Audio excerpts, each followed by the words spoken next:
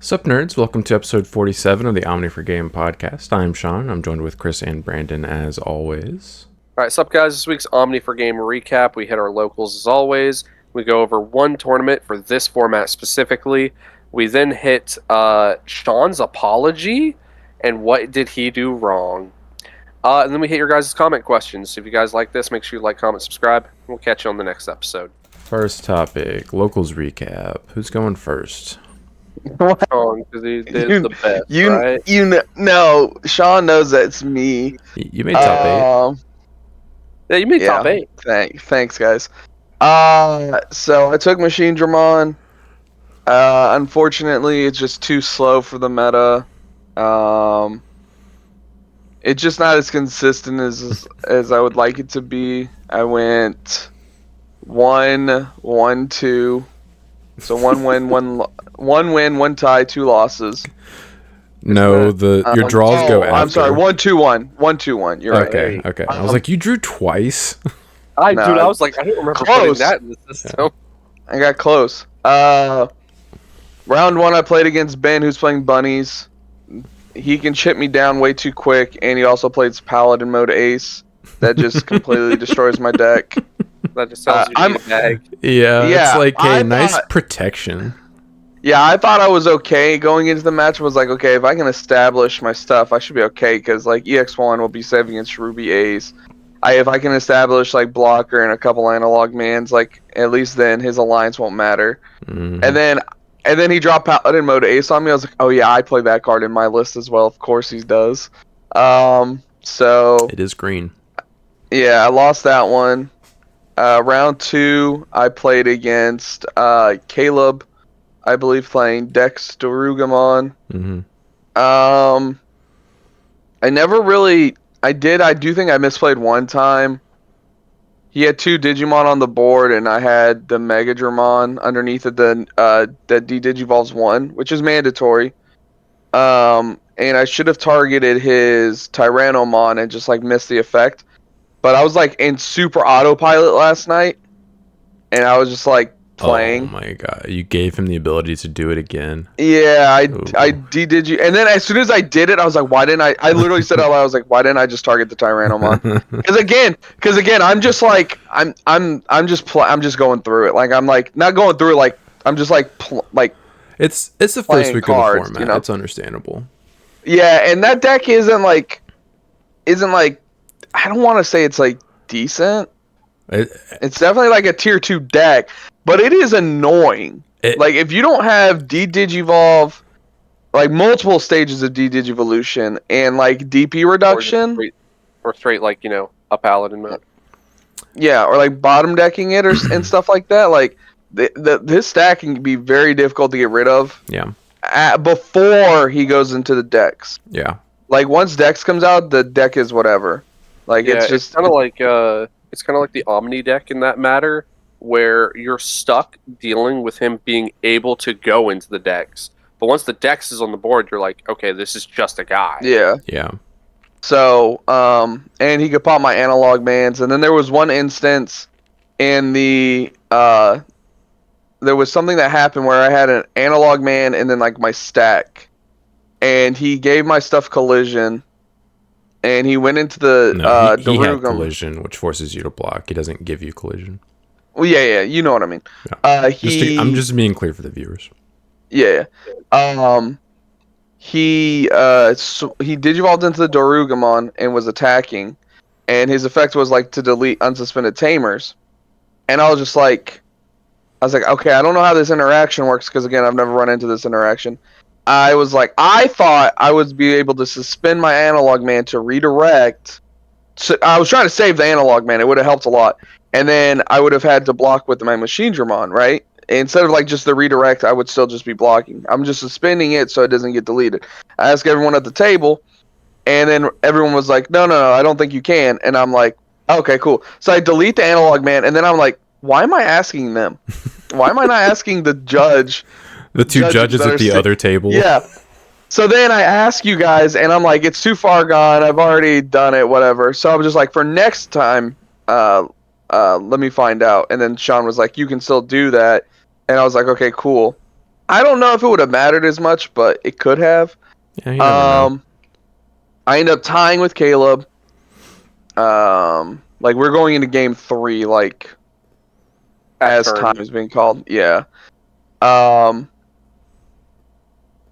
deck just doesn't seem like it can kill.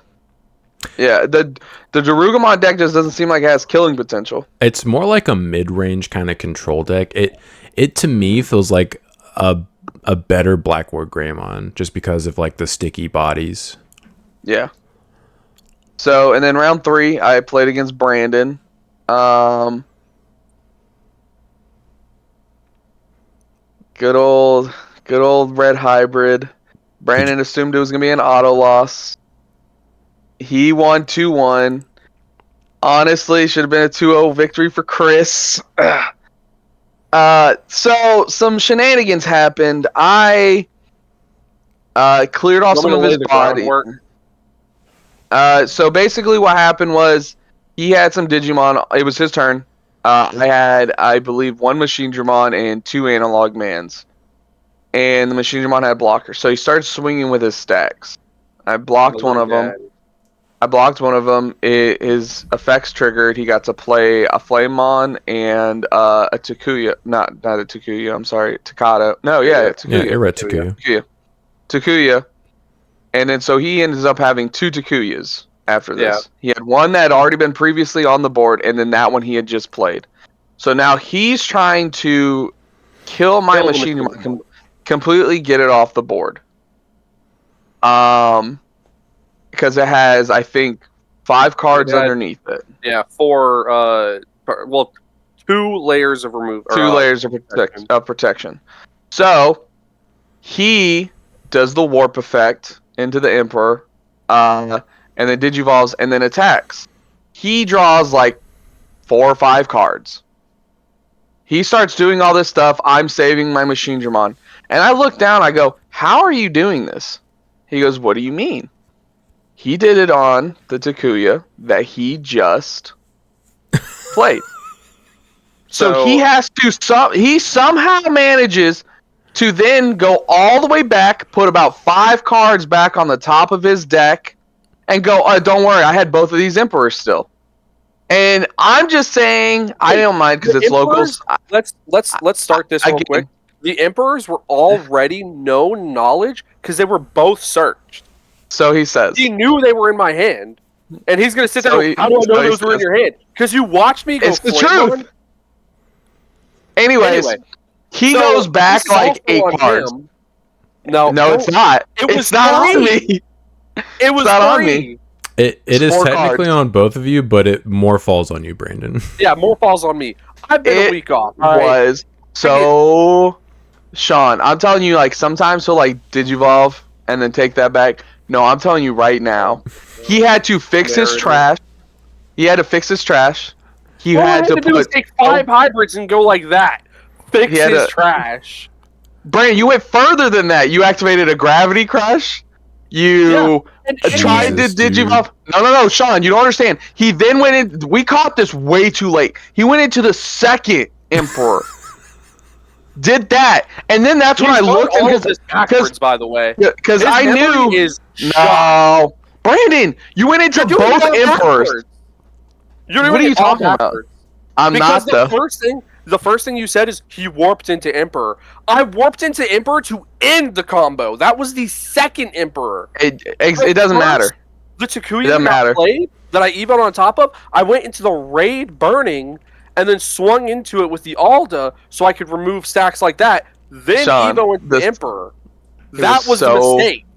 It was so scuffed. It was so bad.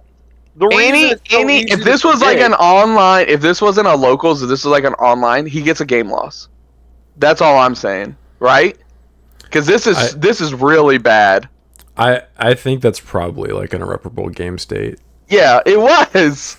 It sounds like it was. Because even if he claims he has the 2 Emperors, and I saw him add them, okay, I don't know what other cards he drew and then put back on the top of his deck. None of it fucking mattered. The Gravity Crush did. Right? Because for you to get rid of the Machine Run, you needed the Gravity Crush. If I was doing the illegal play. That's what I'm saying, exactly. With the legal So play, I anyways, ended up doing. I actually Yeah. didn't need the grab crush, but I still did the grab crush because I was like, well, I'm already here, so you can have an extra 2 free Oh. memory. You're welcome.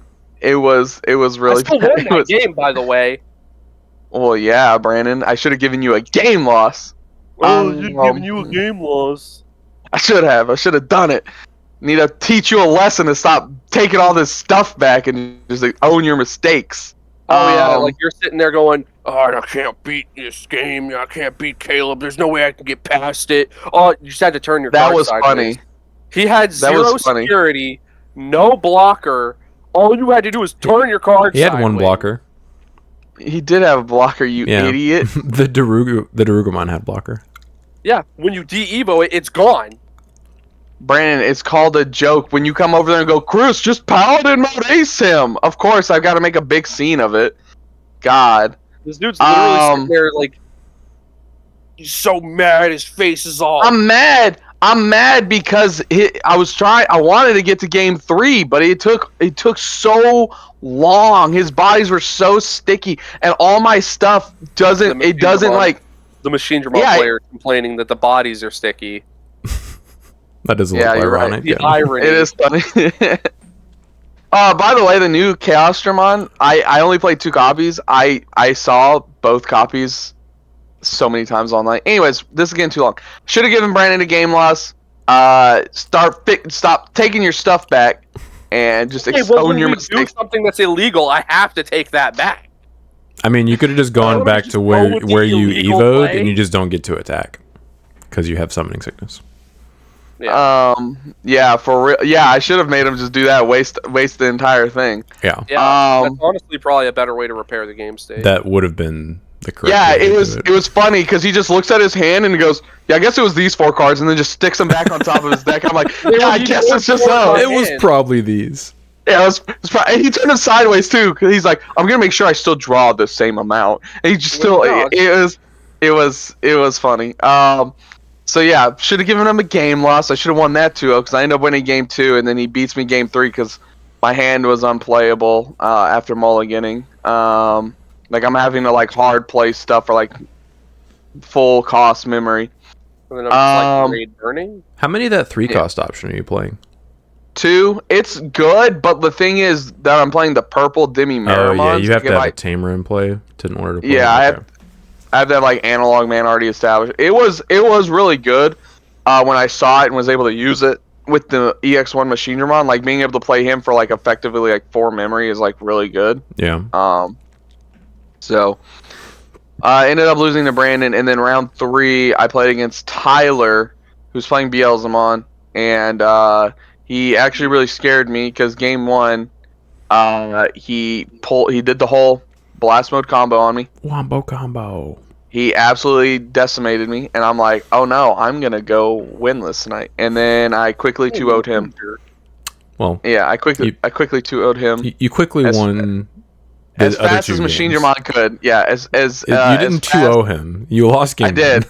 No, you ignore game 1. I 2-0'd him. So I did not go winless. Anything Chris says is all I'm saying. Technically, I 2-0'd him. He won game 1, and then I won the next 2. So 2-0. I don't think that's how that works, but okay. So yeah, it was hilarious. I really wish you would have had mine and Brandon's match recorded. I would have loved to see the check counter. I demand it makes a return. It would have been a lot of check counters.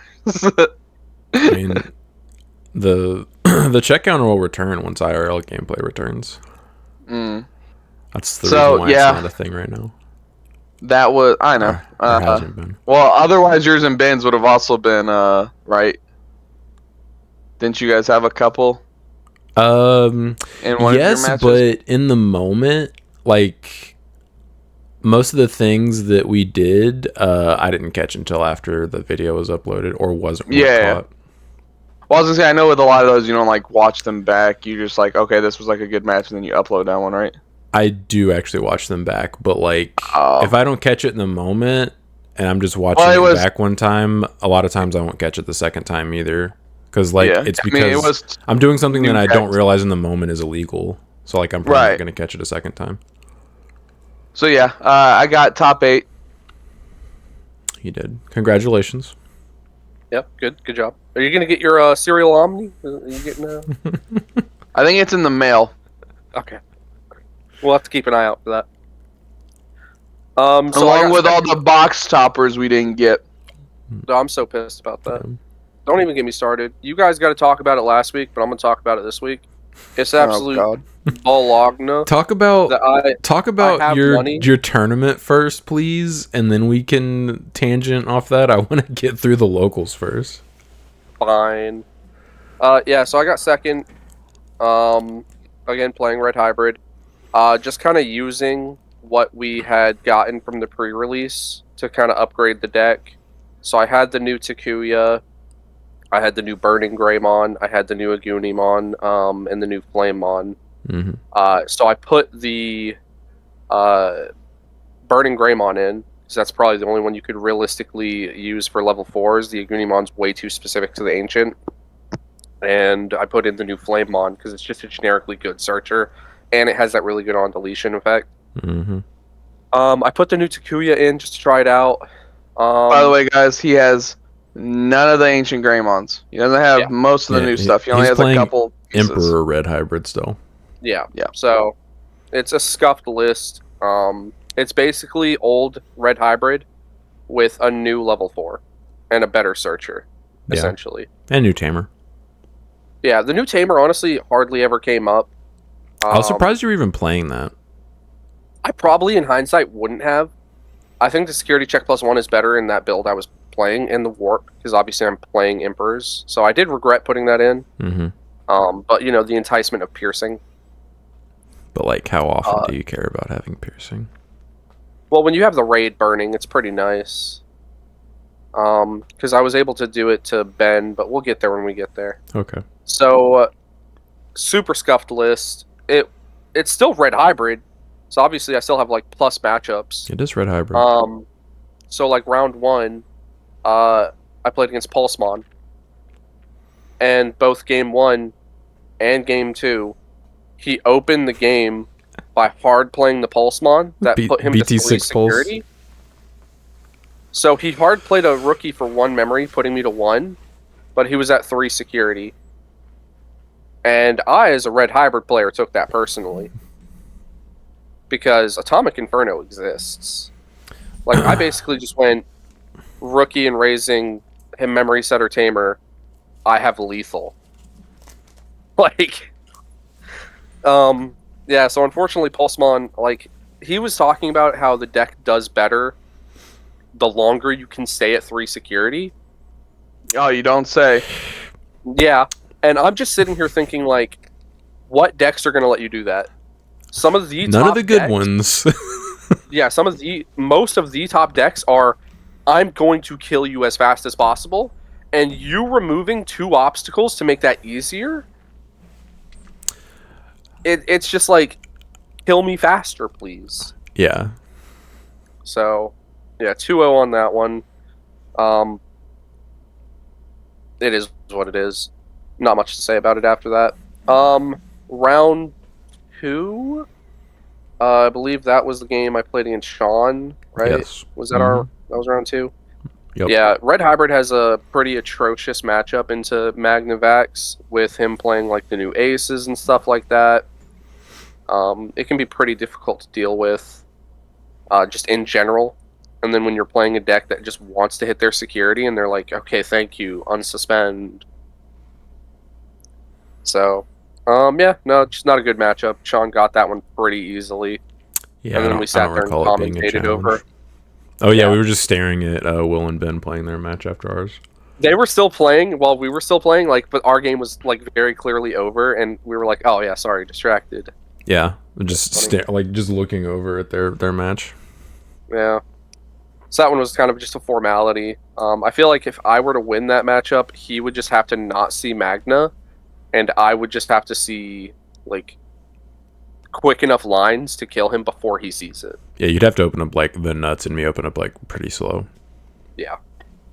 Round 3 was against Chris, as we've already talked about. Game 1 and Game 2, I hit analog out of security, like both times, swinging with the rookies, which really slows down the game state for me, because it means I just have to get one more swing in. So he gets Game 2, but I got Game 1. I was just able to outrush him after we repaired our game state, which I don't know why we didn't think about just putting 2 of your sources back in and leaving my Emperor unsuspended. That's honestly what we should have done. That's what I would have done. I don't... Because you took half your hand, set it on your deck, and start taking it back. Because I was trying to repair the game state. No, you were trying to find a way to manage to kill the machine German. That's what it sounds like. Which you still tried to... Yeah, he still tried to do it. That's the problem. He's like, I can still just do this. I got this. Yeah. Yeah, still beat him. You know, you can complain all you want. You still lost. It's a very valid complaint. Well, I'm not even complaining. I just think it was funny. You had a third. You had a third chance. It was these 4 cards. It had to be these. If you say, how do I know that you had both those Emperors? I just did. Okay, I mean, saw me do it. Okay, they were public knowledge. Actually, that's not true. It's private information once it goes to your hand. Thank you. That's what I you're said. right. I forgot. Chris has the memory of a goldfish and goes, "Yeah, you searched that card." I'm just saying, technically speaking, it is not public information. Joke's on you, Brandon. A goldfish is beating all of Elden Ring and its DLC, so I don't want to hear it. Damn, that's an insult to all goldfish. Anyway, you had a third chance. Game 3 happened. Should never been a Game 3. What do you mean? I'm just saying. You could have rectified that wrong. You could have. Game loss round 1 for Brandon, and then I win Game 2. 2-0 Brandon. Yeah, that's my win. That's not what the records show. Yeah. And then the final round was against Ben. He's playing bunnies. I play Crimson Blaze. I did overthink the absolute bejesus out of my final turn. Because I knew he played the Paladin. So I was expecting him to Paladin ace me, and he Cherubi aced, and I was like, oh, okay, well I still have lethal, I guess. So I was just overthinking it, like, way too much. If your guy had died to the first check, you wouldn't have been able to kill him, though. Yeah, I would have been screwed. If he had enough bodies to kill your dude with the Cherubi ace, he might have been able to pull back. Yeah. I mean, at that point, I probably would have to just Crimson Blazed, wiping most of the little bodies, leaving just the Cherubi standing. Yeah, I think that would have killed everything but the Cherubi. Yeah. Because that's what I did do in Game 2.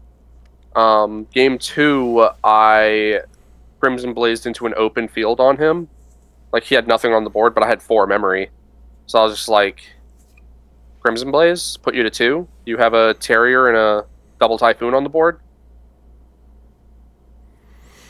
I thought of another funny interaction that Brandon chatted me.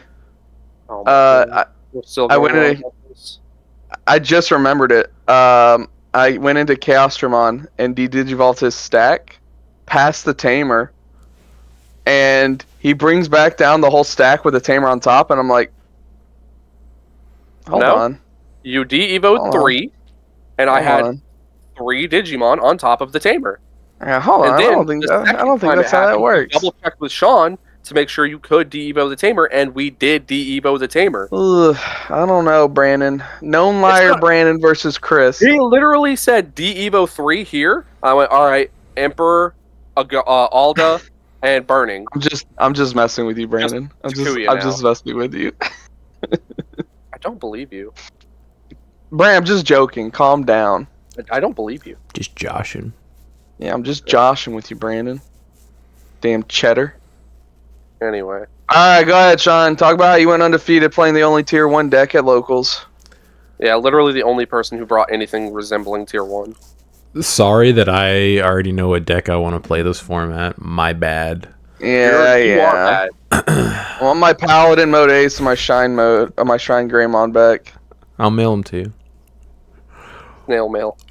So I played Yellow Vaccine after testing it most of the week. I had a pretty good idea what I want to play.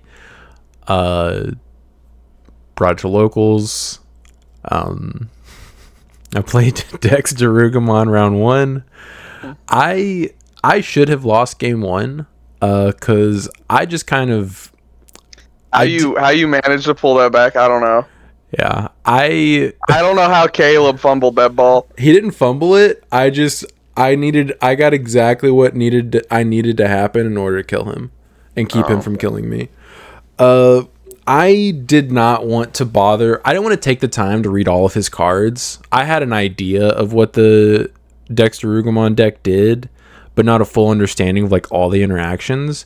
And because of that, I misplayed into his stuff at least 2 times that I can think of off the top of my head. You should have, realistically. Yeah, it shouldn't have happened any times if I had just taken the time to read all of the cards. I literally just did not want to take the time to do it. Like, I didn't want to slow the game down to, like, read all of his stuff. I know that they can Evo from trash, and they do stuff on the Evo from trash before they get deleted. But I don't know. I didn't know what the level 6 did.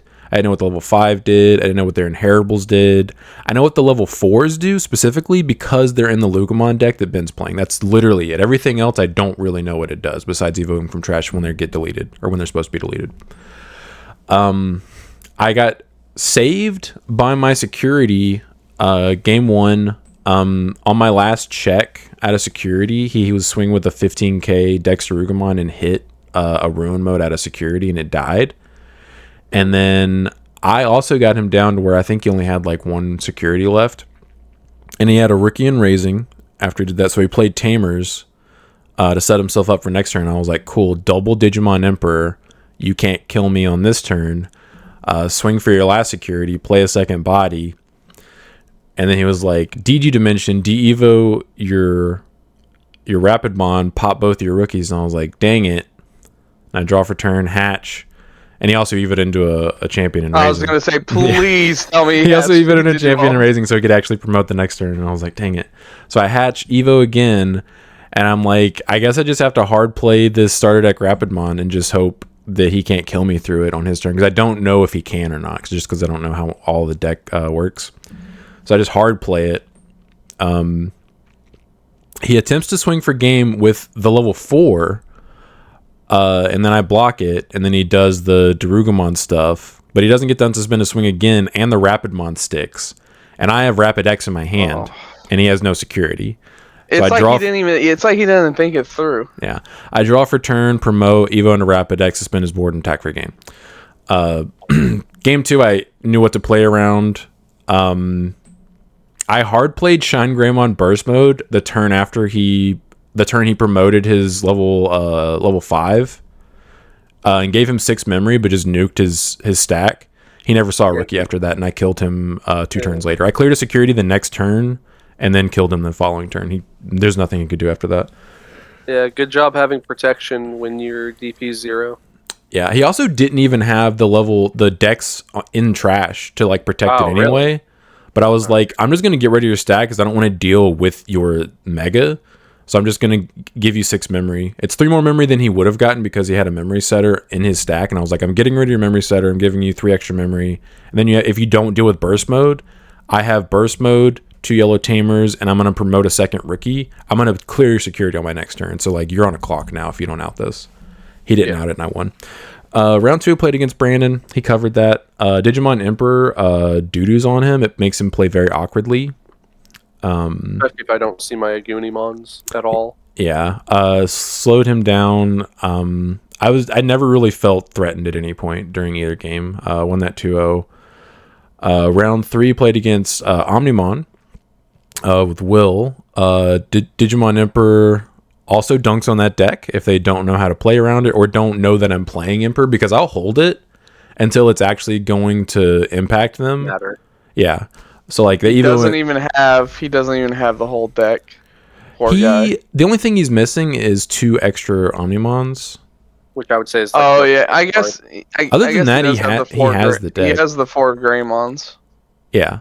Like literally the only cards he's actually missing to finish the deck is 2 the Omnimons. Yeah. Oh, okay. I thought he was missing more of that. I will say I think he made a few deck decision errors because he was playing like level 5s and stuff. I would agree. I think he's playing too many level 4s as well. Yeah, I talked to him after the tournament because he was like, what do you play in your list? I was like, I literally don't run anything but rookies for the Secret Greymons and then 6s and 7s. Like, I don't think you need to play lines in that deck. Yeah. I was actually, before bed last night, making a list that has, Sean's extra special spicy card that he loves in combo decks, Heir of Dragons. Oh, yeah. I was like, what are you talking about? I'm feeling the list. I still have to play test it. I don't know about my rookie lineup because obviously it's 4 and 4 of the new guys, but then like, what do you play as the other guys? Like, obviously the Alter S ones are pretty good. I know you're playing the Evo for free guy. Ukamon as well. The answer is literally you need to play Ukamon in that deck. So anyways, I locked him out of promoting for like a couple turns, both games. Game 2, I actually missed lethal. I tunnel visioned on outing his Melga that he hard played, so he couldn't ace Omnimon me. And then once I outed it, I actually had enough swings to just kill him, but I just like did not even register that once I cleared it, and I evoed into a Magna X to pass turn. After Ruin Mode locking him out of promoting for the turn.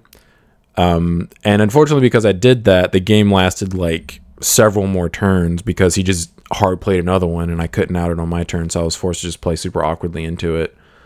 But I ended up winning it 2-0. And then round 4 played against Pulsemon, which according to some people is super nutty. I did say before the match, I was like, this would be super embarrassing if you just like 2-0'd me because I bricked, but... you talked like Mac. Yeah. That's not what happened. It was a joke. It wasn't even remotely close. He did the same thing he did to me, or he did the same thing he did to you that he did to... He did same thing he did to you to me. There we go. I was adding in extra words. That's scary. I couldn't... I think it would be better, like, imagine if you played that Pulse one and it's like, add the top 2 cards of your security to your hand. Oh, yeah. But, I mean, it's from BT6, though. Like, it's so I know. old. But then I'd be like, hey, that's not bad. At least it's extra cards, yeah. Yeah. He didn't actually... But instead it's just like, trash him, and it's just like, you like living life on the edge. He didn't use the Pulse Mine to do it either time. He actually used other cards. Like, game 2, I think he used the option... And I think he used a level 5 game 1. But yeah, neither game they've ever felt close at all. Like, no. It was not good for him. Yeah, and I won that 2-0 and then came in first. Boo. You don't say. The end. Didn't drop a single game despite wholeheartedly deserving to lose game 1 to Caleb because I just did not want to read his cards. Boo. It'd be really like that sometimes, I literally just didn't want to slow the game down. I was like, it's going to take me like a couple minutes because like I had to read his inheritables. I have to read like the guy in trash, the guy on the fields. And then I have to read his tamers because he has tamers I've never seen before in play. And I was like, I'm just not going to take the time. I'll just... Hopefully I don't get punished by this. And I was like, I got punished. Oof. You want to talk? You want to complain about boxes now, Brandon? Yeah, I'll do my little short rant. Listen, you both got to complain about it last week. I wasn't here to complain about it. Did we really complain about it, Sean? I mean, we talked about it. We didn't really like. Listen, I listened to the podcast. All right. Okay. I can't go back and re-listen to it. I experienced it already once. I can't do it again.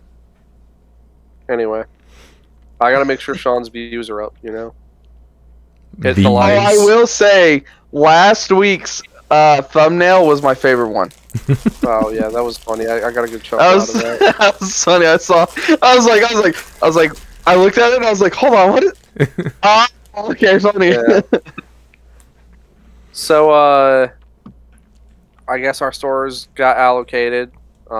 This is speculation because nobody's told us anything.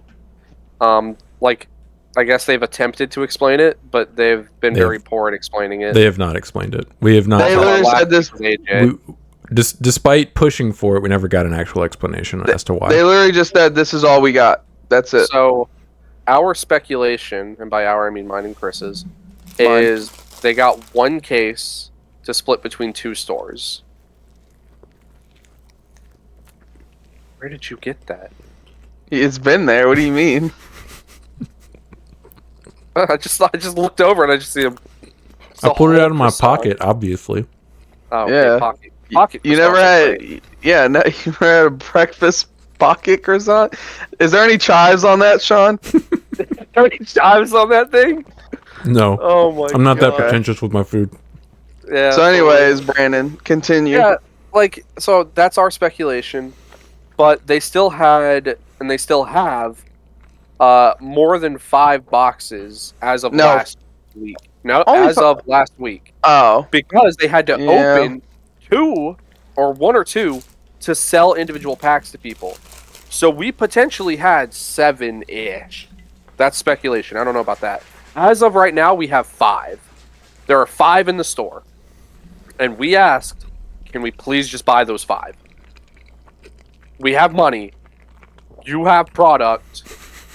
Allow us to pay you for those boxes. Now their reasoning, their reasoning was they have to have some for release night for walk-in customers. Supposedly, okay, so this was release day of release. No, this was last week. That's what they told us last week. That's why we couldn't buy any at pre-release. Which also doesn't make sense. Okay. Because let's also look at this. We go to the pre-release. We pay an extra money to attend the pre-release to be in it. Yep. We should have the right to buy the product. Like otherwise, like you're not going to reward the people that actually come and spend money at your store every week.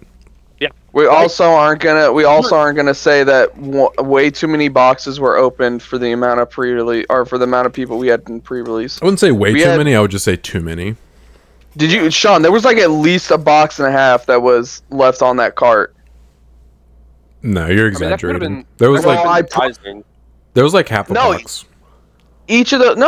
5 stacks. Doesn't everybody also get packs? Yeah, after he gave out pricing, there was only like half a box sitting on the cart. Oh, okay. So I'm honestly, he might not have even opened too many. I'm not sure. I wasn't there. I remember there being like a lot on that cart. Not after he gave out pricing. So the thing is, though, back to what we were discussing, the whole walk-in customer thing is a load of crap.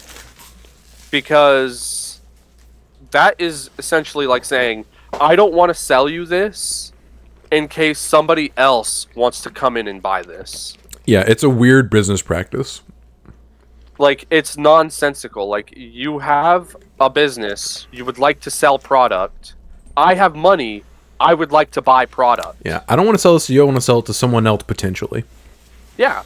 And then on top of that, last week, how many packs were they allowing you guys to buy? 10, I believe. Do you know how many we were able to buy last night? I do, because you told me. 6. We couldn't even buy 10 anymore. So you can't even get close to half a box. Mm-hmm. Like, there's no point. Why would I buy that many packs in a box with set pull ratios? I might open all 6 packs and pull nothing. No, this is funny because Will and Caleb why aren't you guys going to buy any packs? I was like, no, I'm not guaranteed anything. Caleb goes, well, I bought my 6 packs and I pulled the Secret Greymon. And I go, yeah, and guess what? I'll go right behind you, buy 6 packs, and not pull anything. Yeah. Yep. Like, you just pulled the one secret in a box. I would have been guaranteed if I could have bought a box. You're not guaranteed. Now I'm buying... Yeah, well, not that's... you know what I mean. Like, if you buy a box, you're guaranteed at least one secret, hopefully. Yeah, you're not guaranteed a secret. I thought you were guaranteed a secret. Yeah, I thought it was one secret. You get the alt-art. Yeah, it's either an alt-art or a secret. Yeah, it's 2 hits of either alt-art or secret. You're not guaranteed either one. Yeah. You're guaranteed it. It's a guarantee, folks. But yeah, so it's just like, I'm supposed to buy the 6 packs behind you from the box that you... Like, I'm not going to... What? No. Yeah, like... I'm just going to spend the money and buy the individuals. It would be much different if we did not have guaranteed pull ratios per box. Yeah. But because that's a thing, buying loose packs is, like, just super neg. Like, why would you do that? Yeah. The biggest neg we took was we're not getting any of those. We're not getting any of the box toppers. Yeah. Also, we can't get the box toppers. So, because of this, I had to buy individuals. Chris had to buy individuals. Sean, you're probably also buying individuals. Yeah, I haven't decided what all I need to buy from the set, but I will be buying singles. Yeah. So me and Chris already did our orders. We ended up splitting the Ancient Garus and the Greymons because we both plan on playing Blue Hybrid. And Chris said he might have some interest in the Greymons. So we split those. I bought all the ancient. I bought all the ancient stuff. You're not allowed to play that deck. Okay. I'll just play nothing but Omnimon, I guess, and Red Hybrid. Yeah. So he bought all the ancients. I bought all the Greymons. So now he's not allowed to use the Greymons. But don't tell him that. He might throw a fit. So my order, after everything was said and done, after buying all the super rares, after buying all the commons, uncommons, and rares I needed, was like $140. Like $140 instead of $160 with 2 boxes. This is all base rarity stuff too. So like I couldn't even like get the dopamine rush of opening an alt art that I wanted. Like unfortunately, I think at our pre-release there was like how many pulse alts? Pulse ones like 3. 2 or 3. Robbie left that night with 3. Okay, the 3 alt art pulse mons were pulled at pre-release. Yeah. I would have. So yeah, Brandon, that the dopamine rush of you opening an alt art pulse mon, you're right. You would not have absolutely thrown a mother trucking fit. Oh, I would have. Ultimately, they did us a favor because buying singles will always be cheaper than buying sealed. But here's the thing: I also, in my wallet right now, have a card for the store of store credit from all my winnings. It's enough to buy a box. You'd have to be able to buy one. Yeah, I'd have to be able to buy one. The worst part is those boxes are gonna sit up there. They're just gonna fade away. No one wants to buy singles. Like I don't understand the thought process of I don't want to sell this to you now. I'd rather potentially sell it to someone else that's willing to do this. Yeah, and now because I bought the singles, I have no interest in opening them. Yeah, I am over buying a sealed box for the set. Like even if they go back and they're like, you can buy boxes now, I'm not going to buy one. I'm not going to do it. By the way, this has been ruined for me. By the way, it was 6 packs per person, one time only. One time only, yeah. So I don't know if Brandon told you that. Another 6. You guys didn't tell me that part. It's like we can't go back each week and buy 6 more packs. I don't know if you could the next week or like the following day, but like yesterday, he said 6 packs. I said, how many times? He says once. Well, I mean that's the point. So that's the point of saying per person. Like obviously, it would be one time. So, like, I don't know if it was just, like, in that interaction, like, if I come back later, can I buy 6 more? I don't know. If a different person's working the register, obviously, yes. Yeah, they're not going to know. Unless they have, like, a name written down, like, this guy bought this man, yeah. What was your name again? What other... That last guy wore glasses. You're not wearing glasses, so I guess I'll give you your 6. What other game are they doing this to? I have no idea. I don't buy any other games. Exactly. My point exactly, like, who else is getting shafted like this? I would imagine. Are they doing it to others? I don't know, because I don't buy any other product from the store, but it's ridiculous. It's ruined the set. Like I was so looking forward to the set. I was like, oh man, I can't wait to see what box toppers I get. Because like I'm in North Carolina. I'm enjoying my vacation. Mm-hmm. I'm in a hotel room with the wifey and her family. We're getting ready to go eat. No, we were getting ready. We're watching the Olympics, and I'm messaging because I sent our friend Josh in my place. He doesn't even play the game anymore. Just so I could use him as my surrogate to buy my stuff. And he was like, "Hey, they're not letting us buy boxes." Yep. And at the same time, Chris was like, "Hey, they're not letting us buy our boxes." So I'm like, "Ha ha ha! Funny guys, you guys are just trolling me." I knew he would think it was a joke. I looked at Josh. I was like, "You need to send him back his money right now," so he understands. So he understands we're not kidding. Yeah. So I get the notification you received your this amount of money. It was basically the money I sent him minus the pre-release price, and I was like, Oh no, they're serious. Oh no, now I'm mad. Mm-hmm. What is going on over there? The 1 week I miss. Yeah, I don't Absolutely get it. This is the first time they've ever capped us like at this? per packs. Yeah, because every other time we've ever not had enough boxes for everyone that showed up to pre-release to buy a box, they've been like, hey, if you guys want to actually be able to buy boxes, only X amount of people can. So some of you need to volunteer or just let it be known that you don't want to buy a box, so the people that do want a box can get one. Otherwise, we're going to have to do it by pack. They didn't give us that option last week for some reason. Yeah, they never gave the option. Because guess who wasn't running it? I think that would have been an Andrew thing. He was busy with Star Wars. Well, he wasn't working. Yeah, exactly. He was physically in the store, but he was playing a game. He wasn't working. Andrew's the one who normally does that, and with AJ, there was nothing against AJ. I mean, it was a little bit annoying, but like, there were no good answers. There's no good reason. Like, we're not being told anything. They were telling him either. I think that was the issue, is he wasn't being communicated enough. To communicate to us. Yeah. If you would have just said, I don't blame him. The guy who owns the store and runs the store, this is what he said. Okay, cool. Just say that. Don't just say, hey, it is what it is. Yeah. That's something I was going to say. Oh, I wonder if they have had people come into the store and ask to buy packs and have been told, oh, we don't have any, we sold out. And that has gotten in their brain to make them think, oh, we're losing customers because we don't have this product on the shelf. Even though the product has already been sold and you've already made your money off of it. I think I'm sure that has happened. Yeah. Because think about those people who showed up to the BT17 pre-release. We haven't seen some of them since. Mm-mm. I mean, we always see people at pre-releases that we've never seen before, or only see at pre-releases. Yeah. I'm thinking of 3 or 4 people specifically sticking in my brain where I'm like, I wonder if they come into the store and try to buy product, but it's already been sold out. I mean, they should come to the pre-release. That's the whole point. Crazy thought, I know, right? Yeah. People definitely are buying the packs, though, because they had a Secret Crisis box that was open at the register and it was empty. I don't know if you guys noticed that. Yeah, they had one pack left in it. No, it was empty whenever we left. Oh, was it? Somebody got the 1 pack. Yeah. That's funny.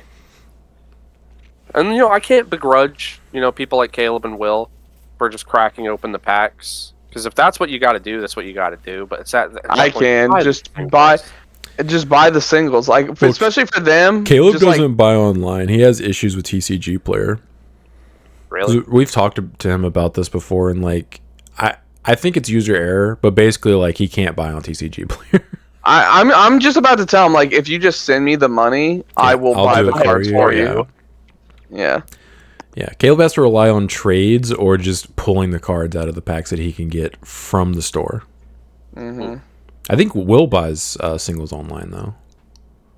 He's got it. Yeah. Yeah, but he doesn't have an immense budget though. Is the issue? He said he bought his last 2 Omni Aces last night. So nice. And they were less than $10, which is nice. Yeah, I'm just upset about the box toppers. I'm never gonna see those Flame Dramons. Yeah, yeah. I didn't even add the V-Dramons to my order because that would have been another $80+ because they're $20 a piece right now. Yep. So it's I have to wait until later. Almost 40, I think, last time I looked. Mm-hmm. And V-Dramon's not even going to be in a competitively super viable deck. It's in Ulforce. Neither is Flame Dramon. Well, Flame Dramon's going to be in Magna Armor. Yeah, it's going to be in Magna. Nobody's going to play that. That deck is dead now. Okay. All right. People are going to play it because they dead. Sure. Don't play that. It's the VMon stands that don't want to play Imperial that play Magna. Will you guys shut up? Okay, I'm trying to drop the prices of these cards. Okay, oh, sorry. Not seeing any results. Yeah, so it's bad. My bad. Yeah, you're right. Don't play this. Enough people watch this that we're going to impact the market with our opinions. Somebody email Mario. If that were true, we could actually convince people that Pulse One sucks. John, don't you have some? Are we gonna wait till comments for your apology? Yeah. Okay. Not to Pulsemon. Don't get your not to Pulsemon or Eosmon. Don't let me forget that, by the way, in case I do. Okay. I'll put it in my notes. Thank you. All right, so what are we doing? How many regionals do we have to go over? Just one or two? We have at least one. Let me check. Is this the? Yeah, it's the last one of last format, right? I don't know the answer, but I will be checking. Okay. Actually, you know what? Is there even a reason to go over this? If it's, I mean, we're just starting a new format. It would just be the last of that. Yeah, it would be. It would be kind of pointless. Yeah, there is one for this format though. Oh, okay. Yeah, we can go over that one. I guess they had one then. It's not a big event, but I still want to go over it. It's that's fine. It's Eagle's Nest webcam locals. Oh, okay. Yeah, I heard about that. Hold on. Somebody posted about it on the Facebook group. Checking. Yeah, I play in these when I can. I just unfortunately can't play in them very often, but I enjoy playing in them. Brandon, what is that in the corner of your screen? It's like a status. Get rid of that. There's no way to default remove it, which is really annoying. Discord, for some reason, thought that we would like emojis paired with our statuses that you literally have to turn off manually every time you open Discord. Gotcha. Please, why is it still there? Please get rid of that Discord. That's so stupid. I can't. Oh, look at you got rid of it. It's not there anymore. Ancient Garu, most of the pie. All right. Well, yeah, so because people have agreed that it's going to be one of the best decks. There's like it's arguably the best deck. Which it's just Rookie Rush with like a really good top end. I wouldn't call it Rookie Rush. Yeah. Well, no, I'm not saying it is Rookie Rush. You just rush them down with your level 3s, and then you have hybrids, and that's Yeah. So it's more than that, but there's 3 different variants of the deck, and I'm wondering if we're going to see any of those variants like displayed like this. All right, well, let's find out. Deck list. So we have one tournament for BT17. Omni? Yeah. Eagle's Nest, August 5th, Win-A-Box locals. He has these every Monday night. They're pretty fun to play in if you're interested. So we have so it was 5 rounds of Swiss, 34 players. A full archetype breakdown. Nice. Yep. So 8 Ancient Garus, 3 7-Great Demon Lords, 3 Magnamon X. I'm assuming these are all armors if it doesn't say Yellow Vaccine. 3 Fenrir Lugamon, 3 Imperial, 2 Royal Knight, 2 Dexteruga, 2 Diabora, and no others. I'm not going to bother adding this up to see if it's 34, but apparently no other. And so starting off, we have Ancient Garu. Oh, this is a Bond version, 8th place. This is the 3rd variant. Yeah, this is one of the versions you can play. Ew. Yeah. That's exactly what I have been seeing going around. Yeah. I hate this. Makes sense because this promo Lobomon lets you can promote and then Evo to warp. So you just Louis it up and then... Disgusting. Yeah. I mean, it's like... Man, I hope nobody's playing Digimon Emperor. Well... Guess I'll die. You can play around it if you have Lobomon, but that's literally the only way to play around it. I'm kind of surprised. Huh? Can you play around it? Lobo's effect is a win Digivolving. Oh, is it? You're stuck at that Lobo. Mm-hmm. Oh. Yeah, I guess you just get cucked. I don't know. This one, this deck is disgusting. I'm surprised they're not playing Ukos, though. They're committing just to the analog youth to get their rehatch. Nah, you know what's funny is their hope is I have all 4 of my mats out, so when I promote, if they only have 2 Digimon Emperors, don't matter. That is true. Yeah, that is a good point because each mat makes it to where one Emperor is just -1 memory. But I also don't know if I agree with the one mat. Yeah, the one of this guy. I don't understand the point of this. Yeah. Anyway, Chris, you were about to say. Oh, I was gonna say, like, is the game even gonna last long enough for you to be able to get that many mats out for that to even matter? Sometimes no. Yeah. But if your opponent literally knows what they're playing against and just goes Digimon Emperor turn 1. Assuming they're playing it and see it, that is a big if. Lots of 1-ofs in this deck, I'm noticing. Yeah, I like. Umargo. Yeah. 1, 1, 1, 1, 1. I will say I like the high speed plugin. You know, it's one of my favorite cards. And I do remember talking to Sean about the Supreme Cannon. Uh-huh. And I was like, oh man, if I would have played that in the regional, that'd have been really good against all those Numas I played against. Yeah, it's a pretty strong card if you're playing a blue deck. Garu also helps because it increases it to 5k, I believe. But I mean, it's a 3-cost option that bounces all 3k or lower. So like, if your deck has a hard time with Floodgates or Numamon specifically, like you can bounce like a full board if none of them are that big. I'm just thinking about that. Was there no Numas in that matchup or in that breakdown? Now that you mention it, Brandon, this is new. This is new stuff. Okay, the Numamon's out. Interesting. Yeah, Pretty sure I see like several old decks, but okay. Until they realize, hey, Numamon's actually still not that bad. Oh man. Interesting. I guess everyone was just sick of playing it.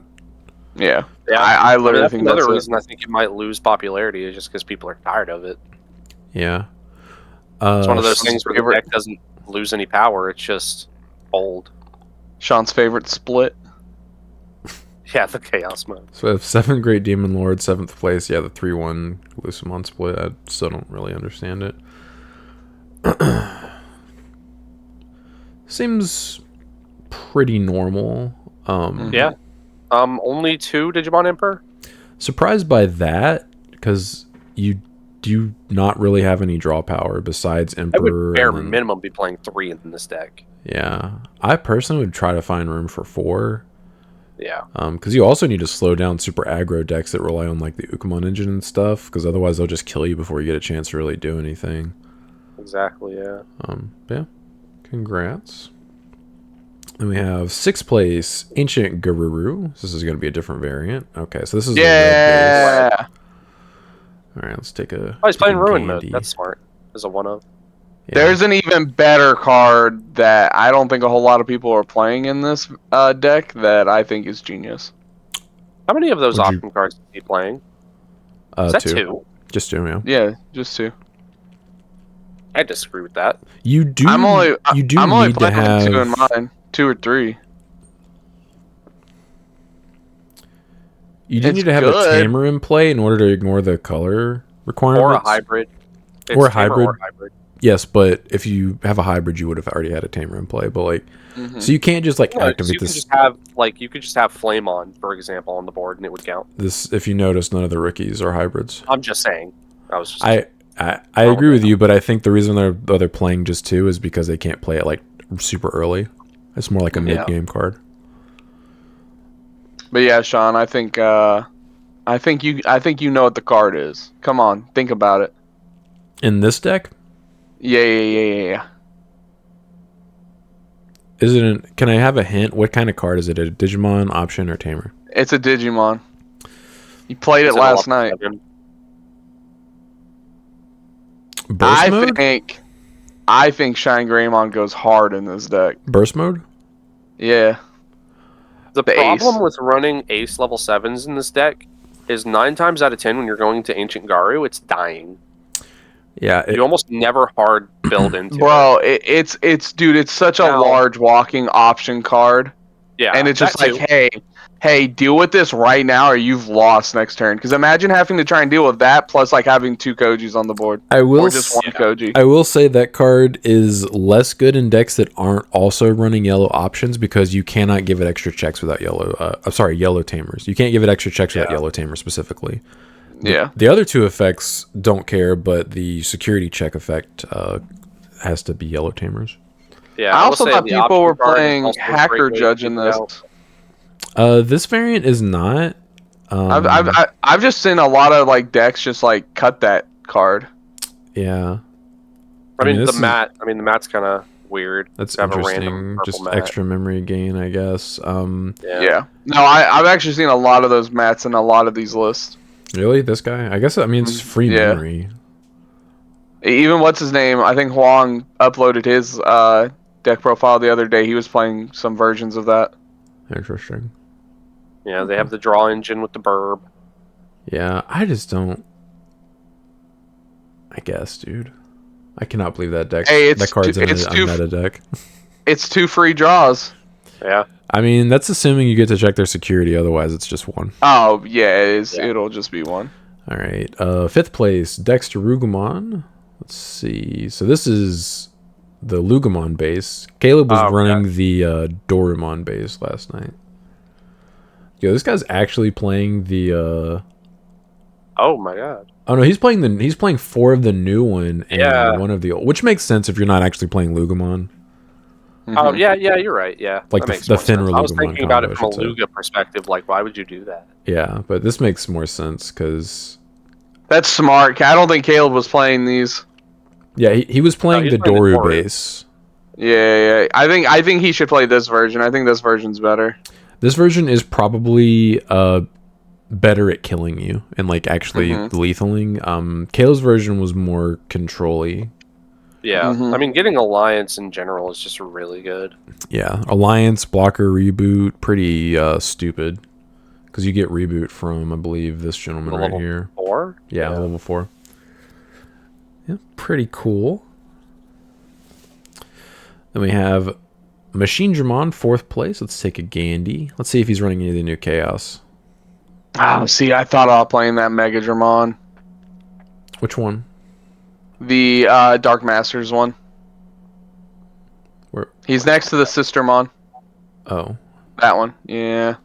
I thought about running them, but I just didn't want to bottom deck like my Tamers and stuff. Oh,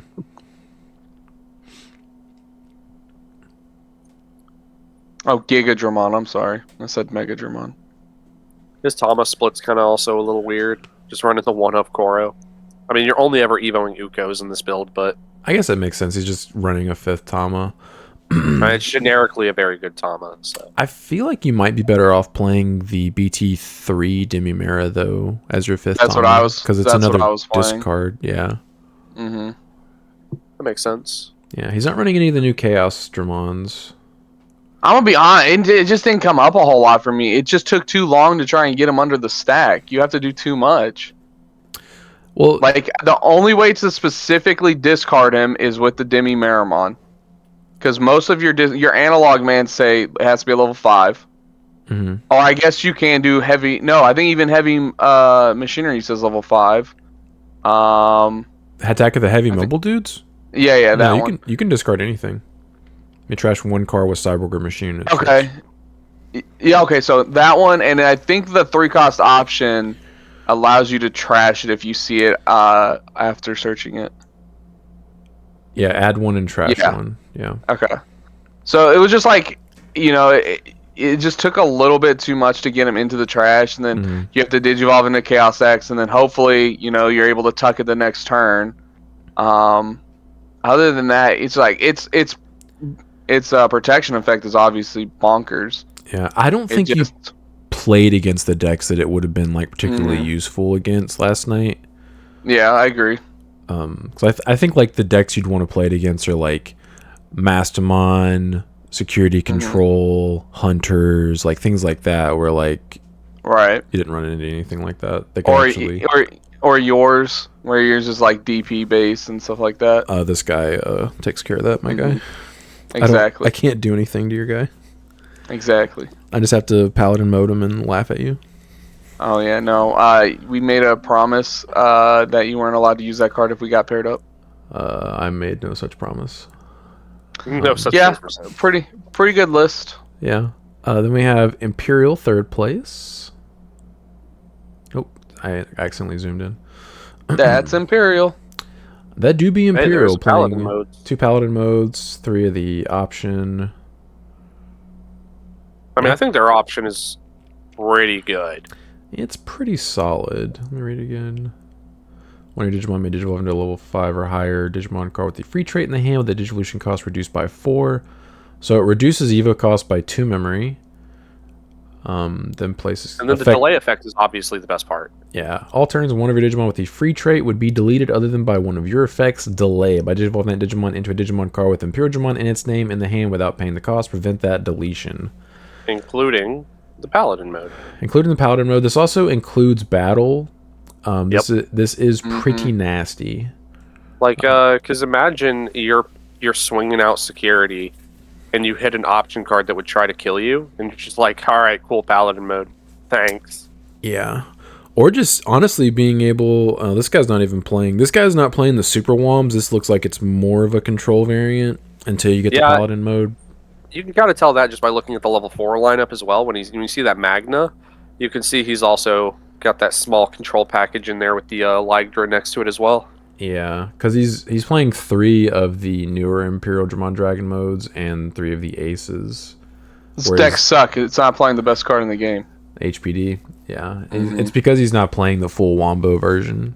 I know. He'd need to be playing the starter deck Dragon mode in some number. Because HPD doesn't really do a whole lot in this deck. I mean, you can evo in a paladin. There's green. I guess. There's green in there. You should be playing it.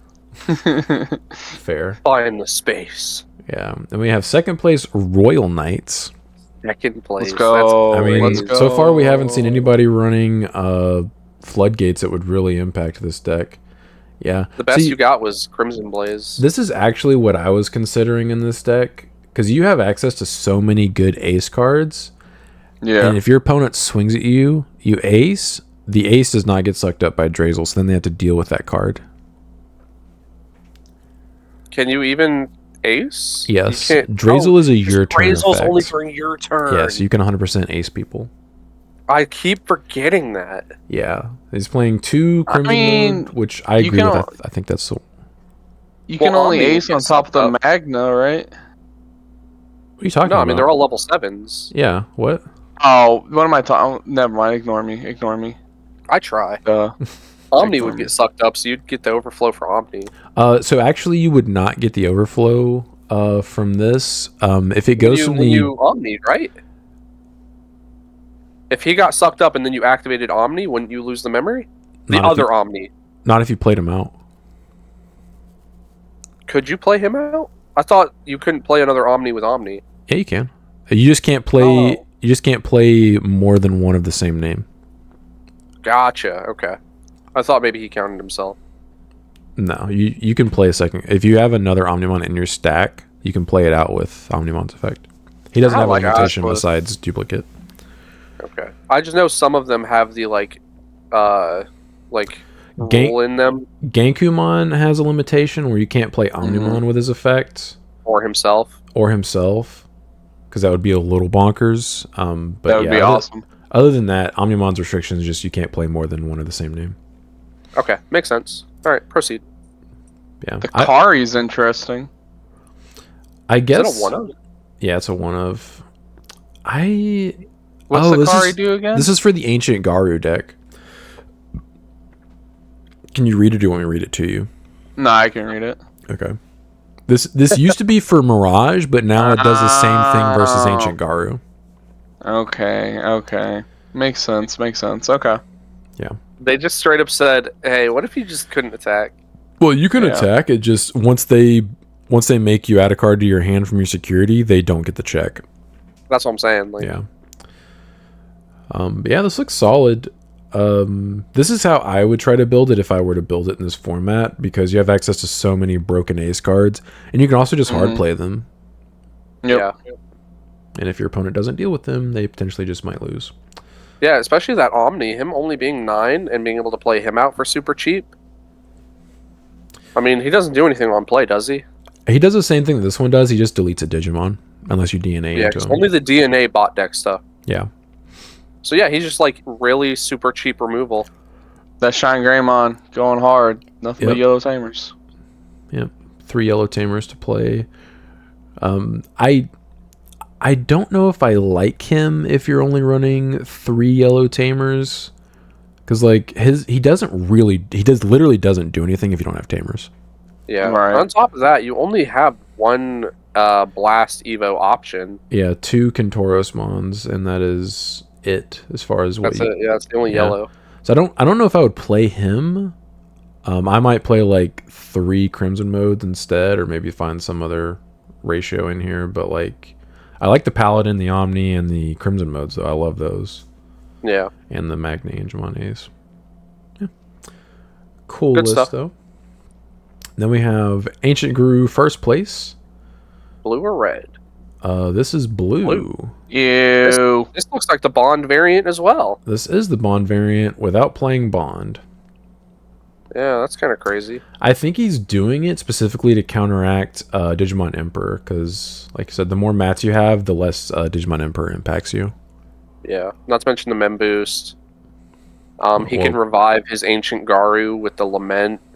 Oh yeah, and Louis. So like, this is literally anti-Digimon Emperor package. I think that's what the goal was here, which makes sense. Yeah. I mean, to be fair, look at how many of those top decks were playing Digimon Emperor. None of them were playing them as a full 4 of. Nope. So a couple that were just playing getting one. hit by his 2. Yeah, and most decks. Yeah.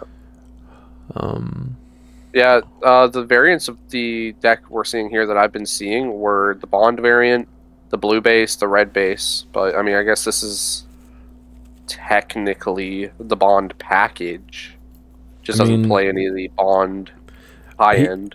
He's literally just doing this. It's a draw engine, memory engine, and anti-Digimon Emperor engine. I actually really like this. Yeah. Like, I like the base concept. I don't know if I would play like the ratios of everything specifically yet, but like I like this concept. Solid concept. This is pretty close to like how I would try to build it the first time. John, how many sparks are there? 4. Sorry. Okay. 4 sparks, 1 ice wall, 4 mentals, 2 memory boost, 2 lamenting the friendship, 1 supreme cannon, 4 analog youth, 4 and 4 on the tamers down here, 1 blitz omni, 2 paladin modes. Man, that'd be pretty nutty if you lamented your ancient. It died. It came back. You got to activate all of your analog youths. So you got to hatch again. And you played Louis and promoted again. Yeah, you promoted again. And then now you're also threatening them with Paladin. Yeah, I think that's probably the concept that he was going for. Because, like, obviously he's not playing Ukomon, which, based on what I'm looking at, I think it's because he does not want to lose to Digimon Emperor. Yeah, you want to be able to Evo at something, like, just at all, while you're setting up your tamers. Well, that and it just, like, these mats wouldn't do anything if you promoted with Ukomon. Yeah. But yeah, I actually like this. This would probably be pretty close to like how I would, how I'm gonna try to build this, because I will try to build it in this format. No, you're not. No, Sean. Look at the first 5 cards in this deck, and then look me in my eyes and tell me you're gonna build this. I'm gonna build it.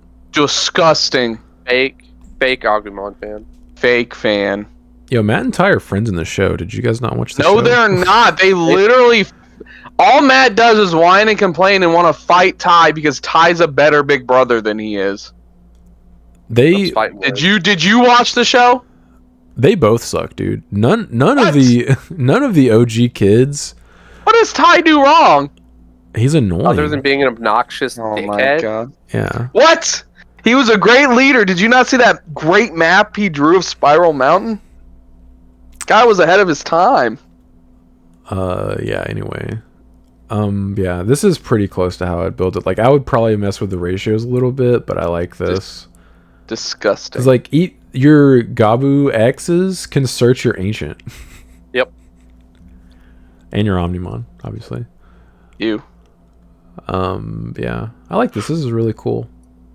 I can see why he went undefeated. This looks very aggressive, and Digimon Emperor doesn't really do enough to this, I don't think. Yeah. I was actually toying around with playing the BT5 searchers in my Omni deck, but I don't think I will at the end of the day. I think the Alter S ones are just better. Yeah. But, the thing is, like, you can actually Evo them on top of your Tama. That was kind of like the thought process. That is the one issue, but I think not it also bot decks your tamers. Yeah, it bot decks over half of your deck, which I don't like. Yeah, depending on which one you're getting. Yeah, that's why I like the EX4. Alright, so I don't think there's any reveals, are there? Yeah, dude, there's so many reveals. We haven't done reveals in multiple weeks. Oh. So many reveals. All of them, dude. I just don't want to be second turned Fenra next week. I really hope he can't get everything in. I mean, he's not going to consistently do that to you, but the fact that the deck is capable... First time. Like, yes. I will tell you, every time it was his turn. Oh, really? I think we're at the Quantum LM. It's like, because we already looked at all these. These are the LM cards we've already talked about. Yep. Okay. I will tell you, once he added Skull Bellucci to his list, and he no longer needed to have the Tama in his stack to combo me, my butthole was puckered every time I passed turn. I was never safe. Literally not. Like, unless I had a Magna X established with an ace in my hand, and even sometimes he would lethal me through Shine Greymon burst mode. Sometimes. Yeah, oh my god! Sorry. Yeah. Yeah, Jesus. Anyway. What's even the point? What's even the point of playing Digimon anymore? So you can die. Man, it just reminds me of that thing I told you about the other day where I saw somebody complaining that this game doesn't have the ability to stop your opponent from playing anymore. And I'm just like, man, tell me you're from Yu-Gi-Oh! Without telling me you're from Yu-Gi-Oh! Yeah, give me my floodgates, dude. Yeah, I want to Ash Blossom my opponent. Like, I would like to Vanity's Emptiness the Lugamon player at my locals, please. All right, weekly reveals. We have a Quantumon alt art plus reprint, which looks pretty cool. LM4. I mean, honestly, that's way better than the original art. Yes. Yeah, agreed. I don't know how much that card is now, but getting another printing is definitely good because it's an insert card in a BT17, I think, where no one opened it. Yep. It was a secret rare too, so it took your secret spot. Yep. Then we have an alt art of the promo Digimon Liberator card. Cool. Can't read Japanese. And then Analog Youth reprint. Alt art. Technically an alt art. It's really just a variant of the foiling. Yep. Still pretty cool. I mean, it's kind of cool how, I don't know, maybe I'm gaslighting myself, but the art is actually going past the card border now. I think has that always been a thing? I think that's new. I'm gonna look it up because I'm genuinely like gaslighting myself. Nothing will beat this card's alt art though. Oh yeah, the OG alt art is beautiful. It's one of my favorite alt arts in the game. It's so pretty. Yep. No, yeah, gaslighting myself. It's just like that one as well. Okay. I think the only difference is this one's just kind of silvery, whereas the other one is less silver. Yeah. Now this next card. This did need to reprint though. These are still like $5. Yeah. Damn. Well, they're probably going to go up even higher. Like if Lugamon starts doing well, and they play this card, they're gonna. Don't say that. That deck's bad too. Bad card. Okay. Bad card's bad. I will say, it is more consistent than I would have expected it to be. Yeah. And we have reprinting of X Antibody Protoform. So silver foiling. This card definitely need to reprint. This is like a $20 super rare from a set that is no longer really purchased because the deck that came out of that got banhammered. Yeah, Anubismon and the Garu deck. Yep. And then we have. I mean, if you want to get Deva stuff, I mean. Yeah, if you want to play Davis. Then we have an Agitarmon BT10 reprint. Probably necessary. Just what we needed. You think so? Yeah, just because it's an uncommon from a set from like 2 years ago at this point. Yeah, but no one's playing Bloom. They're not now, but if Bloom comes back and they end up needing to play this card, they'll have it. Yeah, they'll have it. They'll have a nice foil version of it. Because it kind of sucks when old commons and uncommons, just because they never got reprinted, are like $5+ just because they're so old. Yeah. We have silver, or not silver border, the purple border, Rava's Barrage. This needs to reprint. These are like $10+. Now Ben can fully alt art his Beelzemon deck, right? He could have gotten a stamped version of his Beelzemon. Yeah, the Beelzemon stamp. Okay. Ben is not a full, I'm going to just dump all of my money into my deck max rarity. He's like a reasonable max rarity player. Like, he doesn't have like the purple Beals insert that's cards true. and stuff like that. Like, and he doesn't have like full Beelsmon Cup stamped cards. Right. He'll probably get these if he can, but like I don't think he's gonna like seek them out if they're too expensive. Yeah, he's not gonna sweat it. Yeah. Cargomon, BT14 reprint. Probably not necessary yet, but it is a cool reprint. I always like the color borders. Agreed. Yeah. I mean, it's a fan favorite deck. People love Deep Brigade. Yeah, I mean, if you're playing against the right deck, it's pretty solid, but against most good decks, they're just going to be like, clear your board. Yeah, unfortunately, the color is black. It is a black deck. Then we have the Numemon X Antibody search option. Thanks, Bandai. No one asked for this.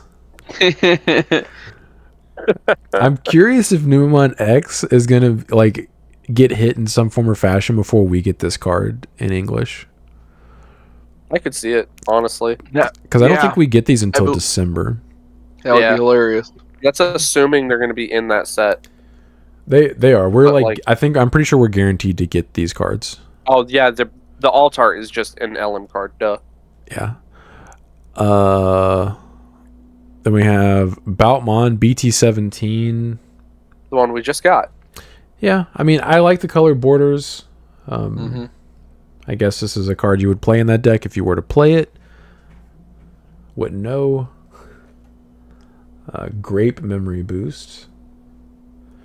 This is the Alliance variant of bunnies. Yeah, what does it search? It searches purple and green. Yeah, so like you can't play this in the Rapid X variant. You have to play this in like the full I'm an Alliance Cherubimon you.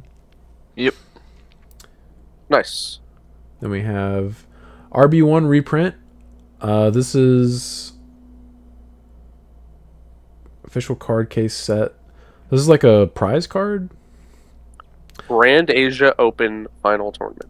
Yeah. This did not need a reprint. This card is like literally worthless. Like I mean, it's a pretty just card. like its deck. Yeah, I mean, yeah. Also, that this deck sucks. But this card. Hey, watch out! Pulsmon fans are going to come after you as well. Pulsmon, this is a Gamamon card. I'm just saying, like how many the Pulsmon fans? True. They're going to be coming after you as well. Would you rather fight 10 Pulsmon fans or 10 Gamamon fans? What type of fight we talking? We talking hand to hand or like? Am I just playing the Digimon card game versus them? No. We're talking about a fight. I honestly would rather play against Pulsmon than Gamamon. Gamamon at least. This is not play. We're talking about schoolyard brawl. You got to fight 10 of the fans of these. You're giving me one thing about them that doesn't represent any physical qualities, so I would have no idea. Give me the Gamamon fans. Is it a bunch of 5-year-olds? Because I'll take those. Yeah. I know one Gamamon fan I could definitely take at least. Yeah. Then we have this is cool alt art for the that is really cool. For Pyrodramon, Pyodramon. Pretty sick. Hopefully that has texture. Yeah, I do love that. Then we have Weregaru X reprint. This looks nice. Ew. It's a shame you don't actually play this card. Yeah. If it would have been the EX one, I'd have been way happier. That would have made more sense because that card actually still sees play in Garu Tribal. Yeah. Still, it's beautiful. I would love to have one. It looks nice. Then BT14 Serafi. This looks pretty dope. Yeah. Oh, I didn't show this to E. This thing is beautiful. Yeah, there's no telling when we'll get these alt arts because these are specifically for Grand I think Asia I saw. I think I saw some of these cards. Shut up, Brandon. Go to the next card. It's literally Metal Greymon Ace. It's just I love it though. We already have this. This is the English exclusive alt art. It's so pretty though. I just want to talk about Greymon. It's been so long. We literally already have this alt art in English. No, I know, Sean, but we need to talk about Agumon more. It hasn't been relevant in forever. Yeah, it's a shame that this card blows. With this reprint, it'll become meta again. All right, go ahead, Brent, with your news. What is this again, dude? That card was never meta. Yeah, I've seen some of these cards with stamps on them for Evolution Cup. So I'm wondering if that's how we are going to get these. We already have this one too.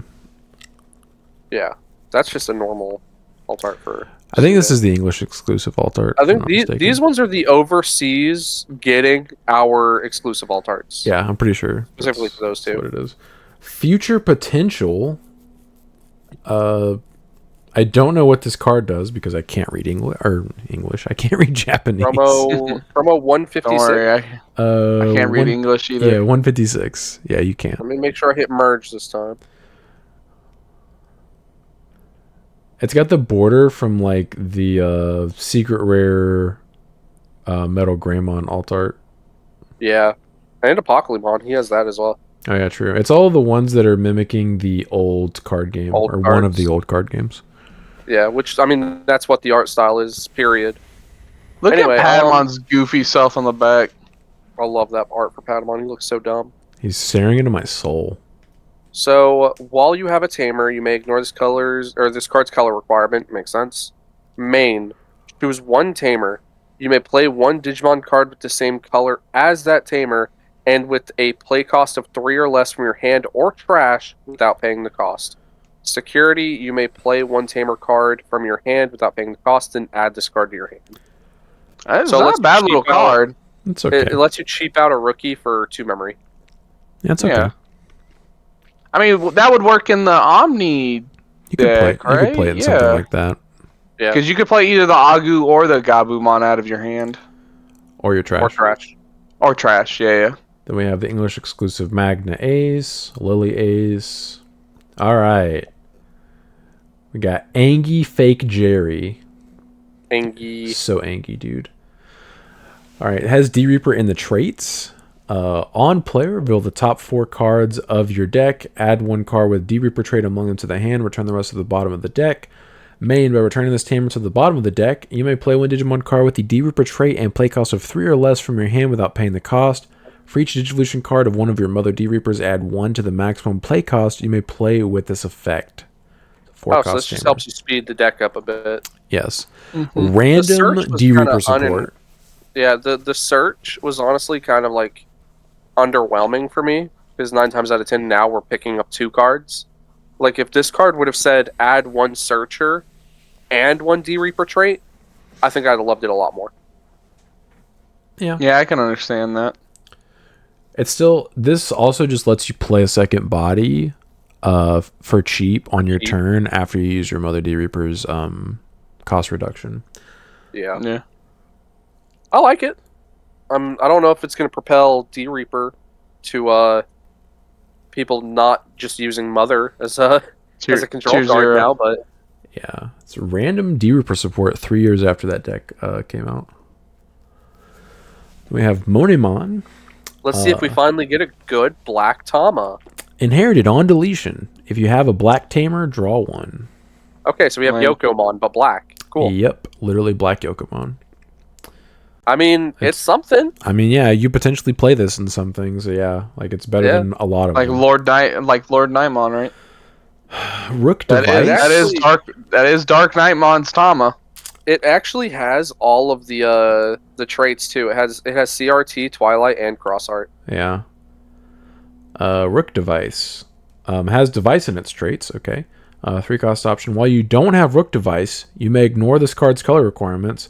When an effect trashes this card in your battle area, one of your Digimon gains Reboot Blocker and gets 2000 DP until the end of your opponent's turn. Main, one of your Digimon gains Reboot Blocker and gets 2000 DP until the end of your opponent's turn, then place this card in the battle area. It does not have a delay effect. It must be getting trash from your battle area from something else. I'm assuming another one of the devices, right? Didn't the other devices do something or I think something you like that? Might be right.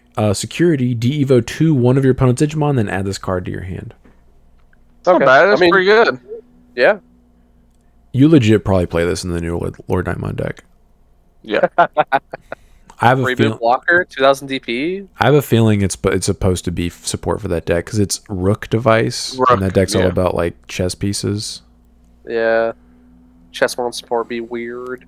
Yep, and then there's higher quality. Then there's tournament packs.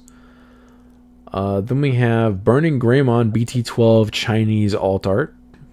Damn, that looks pretty sick. That is going hard. I'm sure we'll get this at some point, but this is pretty dope. Yeah. I kind of wish it was the BT17, but I understand why it's not.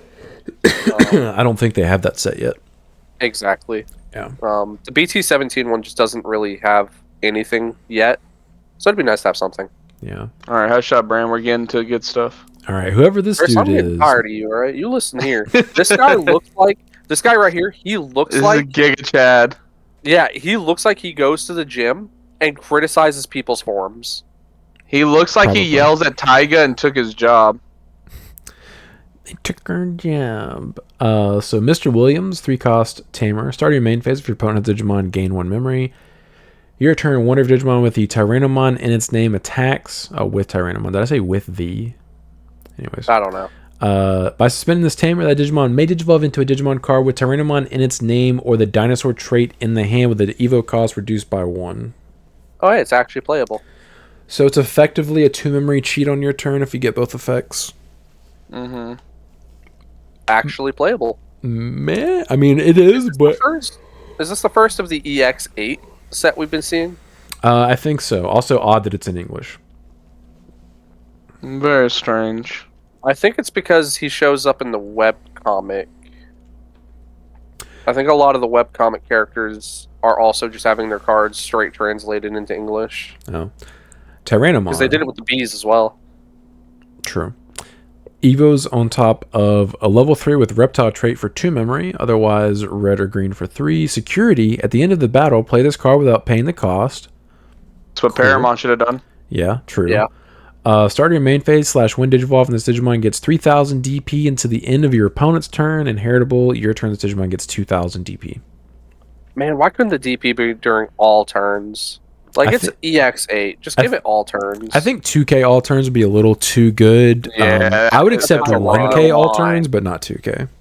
It's Tyrannomon. Who gives a rat's anus? You might care at one point. We'll see. Make it broken. Let the original poster boy have his day. Look at Master Tyrannomon. He's got so much riz and swag right now. Yeah, he has fortitude. He's real skibbity. He has fortitude. He was on top of level 4 with dinosaur trait for 3 memory, otherwise red or blue for 4. On play / when Digivolving, may suspend 1 Digimon. Then if this Digimon is suspended, delete one of your opponent's Digimon with 8,000 DP or less. Inheritable is security attack +1. Nice. I mean, just generic rules. Pretty nice. Yeah. Dinomon. He's on top of level 5 with Tyrannomon in name or with dinosaur trait for 4 memory. Otherwise red or green for 5. Security attack +1 plus fortitude. On play / when Digivolving, may suspend 1 Digimon, then delete one of your opponent's suspended Digimon with the lowest DP. Opponent's turn. While this Digimon is suspended, all of your opponent's Digimon can only attack suspended Digimon. So let's get around raid. Does this just get around raid? Like, you can't raid anymore? You actually could still raid with this. Okay. This effect would force you to declare an attack on a suspended guy, but you could still trigger raid and then redirect. So you can't attack security if your opponent has a suspended body. Correct. Okay, now I get it. That's good. Mm-hmm. If he's just sitting on the board suspended, your opponent's just like, "Yes, I can't swing at your security." And he has fortitude on top of it, and you're like being forced to trigger his on play when he plays himself back. Yeah. Mm-hmm. Yep, which is going to pop another body on your board. Yeah, assuming they don't ace you, of course, but yeah. Like, I didn't actually read this card. I did send it to you guys the other day just because I thought the art was absolutely fire. And that card's good. I like this. Yeah, it seems pretty solid. I don't know how fast the deck might just be too slow, but it seems like it could be okay. Myotismon. Evo's on top of level 4 with is this Nature Spirit? NSO trait? 3 memory? I don't know what that stands for. I do believe it is Nature Spirit. When attacking, you may play 1 NSO trait Digimon card with a play cost of 3 or less from your trash without paying the cost. Your turn once per turn when your Digimon are played or Digivolve. If any of them have the NSO trait, 2 of your Digimon may DNA Digivolve into a Digimon card with the NSO trait in the hand. Then that DNA Digivolve Digimon may attack. Inheritable when attacking once per turn by deleting one of your other Digimon. This Digimon unsuspends. I think NSP is Nature Spirit. You could be right, so it's something else. It's something new. Yeah. Mm. Either way, that seems pretty solid for the deck. Yeah. I'm sure it's like one of those SOC things where it stands for something. Yes, Like Brandon. an actual Brandon, acronym. thank you. We knew that. I meant like an acronym. Yeah, we knew that. You remember last week, Sean? Nice. Good times. Piedmon Ace. 7 to hard play, 4 to Evo, or 3 to Evo on top of level 5 with NSO trait. On play / when evolving, activate the effect below 4 times. One of your opponent's Digimon gets minus 2,000 DP for the turn. And then all turns once per turn. When other Digimon are deleted, your opponents, you may play 1 level 4 or lower NSO trait Digimon card from your trash without paying the cost. Okay. Pretty good. That's pretty good. Generic. Yeah. I think I would like him better if he was minus 3k. Then you could actually kill a Mega. Yeah. I agree. I was like, how could we have made this like I would have even said like 5 times. You know, like for 10,000 DP. Like if you don't want to go, 12 is too much. Okay, then do it like 5 times. Or make it until or make it persist. Make it to where it's until the end of your opponent's turn. Yeah. I mean, we're at I EXP. think the reason it's okay to make cards strong. Yeah. I think the reason why they went with 4 because doesn't he mostly throw 4 trump swords? I think it's that combined with the fact that he mostly just dunks on rookies in the show. Right. I don't know. He dunked pretty hard on Wargreymon Metal Garurumon. Yeah, he did slap them around. He made Wargreymon not this version. Ball. No, and then ultimately lost to a level 5 somehow, but whatever. Yeah. All right, now for the next good card. Yeah, this card's me and Sean were like, oh my god, this card's busted, and then Sean's like, hold on, I reread it, it's okay. Yeah, it's not as it's still pretty strong, but it's not as nutty as we first. When me and Chris both read this individually, like by ourselves, we both immediately were like, this is power creep ruin mode. Yeah. Yep. and then I reread it and I was like, oh, it's for the turn. Okay. Yeah. So Bolt Bautamon. Okay. He looks like a little pirate. DNA Digivolves with Piedmon and Myotismon, or yellow or black with green or yellow level 6s. Oh my god. When Digivolve 3, one of your opponent's Digimon, and for the turn, all of the Digimon get minus 6,000 DP. So it's a blanket minus 6k. But the difference is Ruin Mode does it until the end of your opponent's turn. This guy just does it for the turn. Yep. Then, if DNA Digivolving, you may play 10 play cost total worth of NSO trait Digimon cards from your trash without paying the cost. All turns once per turn. When other Digimon are deleted, your opponents trash your opponent's top security card. Now this is where I think. Now this is the combo I'm imagining. It's still a lot of setup, but it's purple mostly. You DNA into this guy with a Myotismon Ace already in trash. You're going to de-digivolve by 3. You're going to go into this. You're going to play out the Piedmon. Piedmon's going to finish off whatever this guy didn't kill. And then you're going to get to play another card off the Piedmon Ace, right? Yes. Yeah, which... Cool. Like, I can see... the best part is it's de-digivolving. We've all agreed de-digivolving and DP reduction are some of the best removal in the entire game. And this I would card say does they're the 2 strongest ones generically. Yeah. And this card does both. So I mean, I see it. It just depends. Both the it just depends. And the Piedmon. Both the Myotis and the Piedmon both play stuff out, and he's also playing stuff out. So you're swarming the board potentially when you go into while dealing with your opponent's stuff, which is something that we have said is needed if you want a deck to be good enough to be playable. It just depends on what the rest of this deck looks like. That's going to determine if this is any good, because I can see it. It would need to be able to consistently get to this quick enough to not just lose to quick stuff. Yeah, so it's going to depend on the level 3 and the level 4, or whatever engine they're designed for it. Yeah. Mm-hmm. I'm assuming we'll get NSO level 4s, but who knows? Maybe not. So level 3 is next. I don't see anybody there's no else level yet. 4 in here. But I will say this guy is just generically really powerful for yellow, purple, and black decks because he just evos for 5. And you get all of his effects besides playing the 10 play cost worth of NSO trait Digimon when you hard evo into him. Yeah. It's like he's Another just a thing that we good haven't generic realized- level 7. This deck is probably also going to be playing Analog Youth, which means you're probably going to already have a white source, so you can use Mega Digi. Because his requirements are Pied or Myotis. True. So if you just have a Pied or Myotis on the board with one in hand, you can Mega Digi Assembly into this as well. Oh my god, I have to start thinking about that card every time I think about a DNA. I literally forgot the card existed already. Yeah, true, you can Mega Assembly into this guy. This might be a deck that actually super hard abuses Mega Digi Assembly, just like Zwart Loop did with Mega Digimon Fusion. Yeah. Very, very potential. Very good potential. I like that. This deck seems like it'd be cool. It depends on the rest of the deck. Like, if the rest of the deck is, like, really bad, it's kind of like, ugh. Yeah. The win condition has potential. The engine is... We don't know about the engine Question yet. part. Yeah. Right. Yeah, we don't know the full ins and outs of it yet. Yeah. Demi Devimon. He was on top of level 2 with NSO trait for 0, otherwise purple for 0.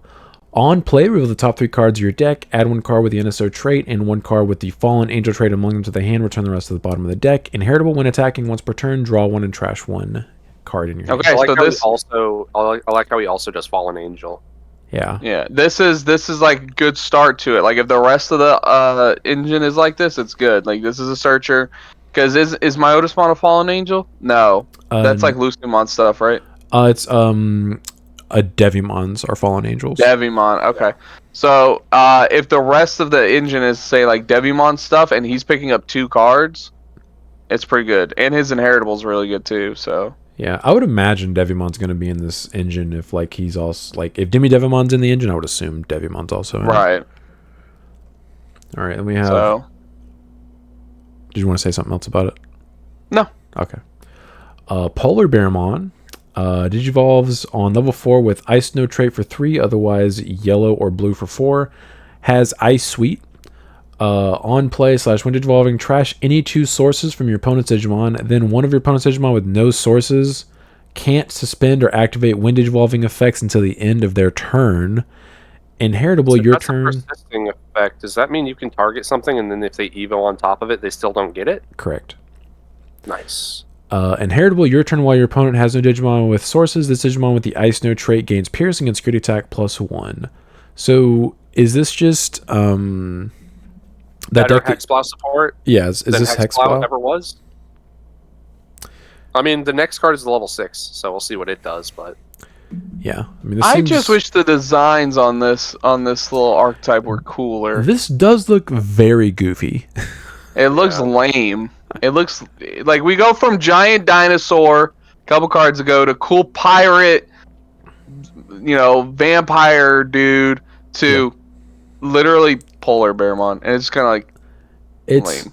It's like, what if Kumamon was lame? It's a skiing polar bear wearing clothes and a jetpack? Question mark. Like, if you're a polar bear, are you not supposed to have protection from the cold built in? Yeah, I don't think you would need clothes if you were a polar bear. I think that's the whole point. I mean, listen, we're saying that Gargamon has pants. I mean, where did he get those pants from? He's got to keep people from seeing his thing, dude. He's got a massive third gun. He just doesn't want to show us. I just don't like their designs. It looks so weird. Scattymon? Skibbitymon? Yeah. Scotty's mom. Has Ice Sweet and Barrier. Evens on top of level 5 with Ice No trait for 3, otherwise yellow or blue for 4. When digivolving, you may play 1 level 4 or lower Ice No trait Digimon card from your hand without paying the cost. For each of your opponent's Digimon with no sources, add 1 to this effect's level's maximum. When digivolving, when attacking, once per turn, by placing 1 Digimon with no sources as the bottom security card, this Digimon unsuspends. That includes your opponent's Digimon. That's your opponent's as well. Okay, so this card looks dumb, but it's actually low-key cracked. Yeah, this is what like Hexplow should have been.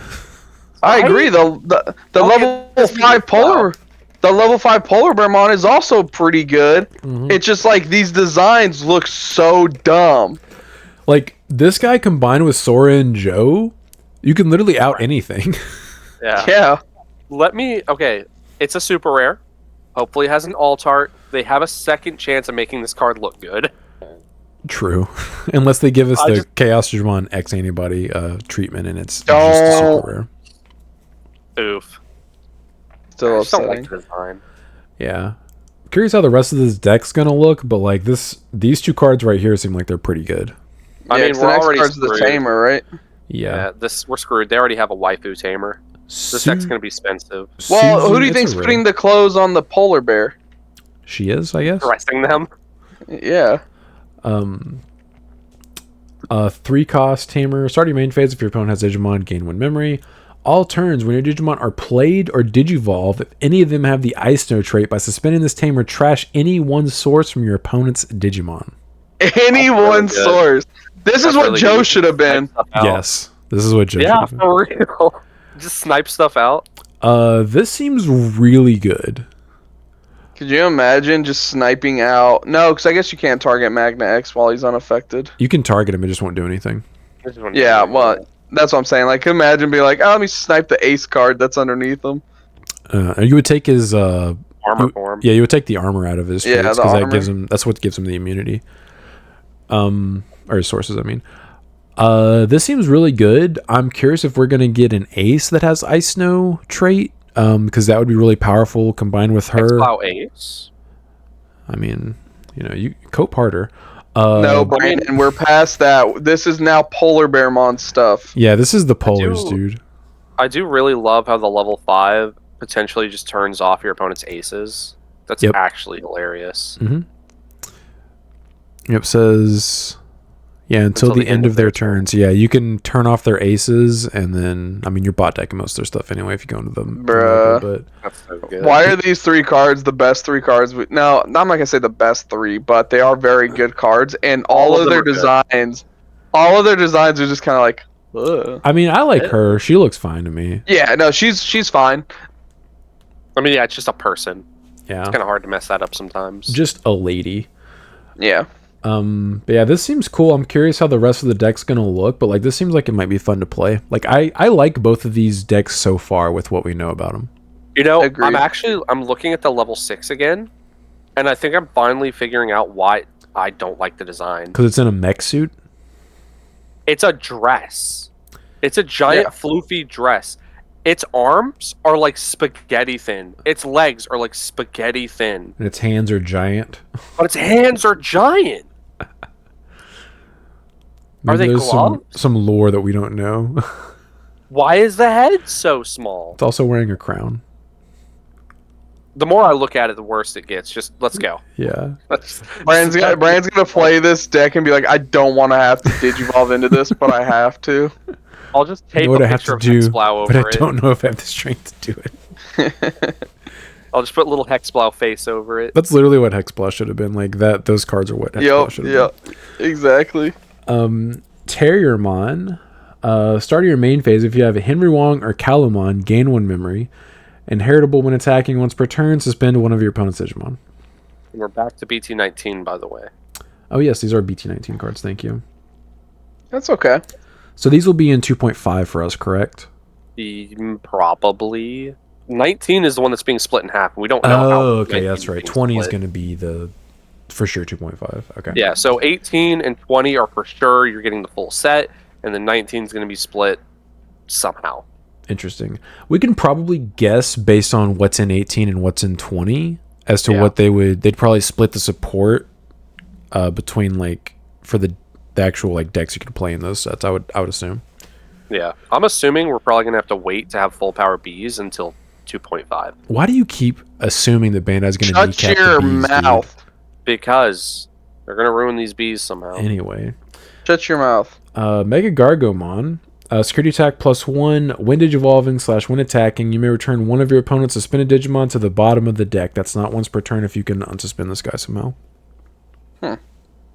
I mean, compared to the Ace, I feel like this is a little disappointing, but at the same time, like, it's still okay.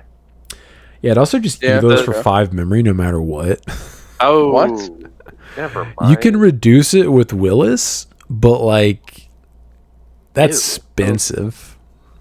Yeah. That's an oof for me, pal. Yeah, Hello to the bulk box. It doesn't even have an alternate evo condition on Rapidmon or anything like the Ace does. It's just like, hey, I evo on top of a level 5 for 5 memory. That's so lame. Yeah, For BT17, we have much better options already for that. Yeah, let's hope this furry support's better. A new Rika. No one asked for this. On play, reveal the top 3 cards of your deck. Add one Digimon card with Renamon, Cubimon, Talmon, or Sakuyamon in its name, and one option card with plugin in its name among them to the hand. Rest on the bottom of the deck. Your turn. When you use an option card with a cost of 2 or more by suspending this tamer, gain 1 memory. Security play without paying its cost. I think I've mentioned this before. I find it hilarious how it has to specify every single name in the line because they don't have a naming convention. Yeah. It's so funny. Yep. Just so much redundant text. Yep. Yeah, whatever. I mean, this searches basically the entire deck besides other tamers. So, I mean, I guess cool. Cool. Yeah. They're just hard committing. They're committing to the bit, dude.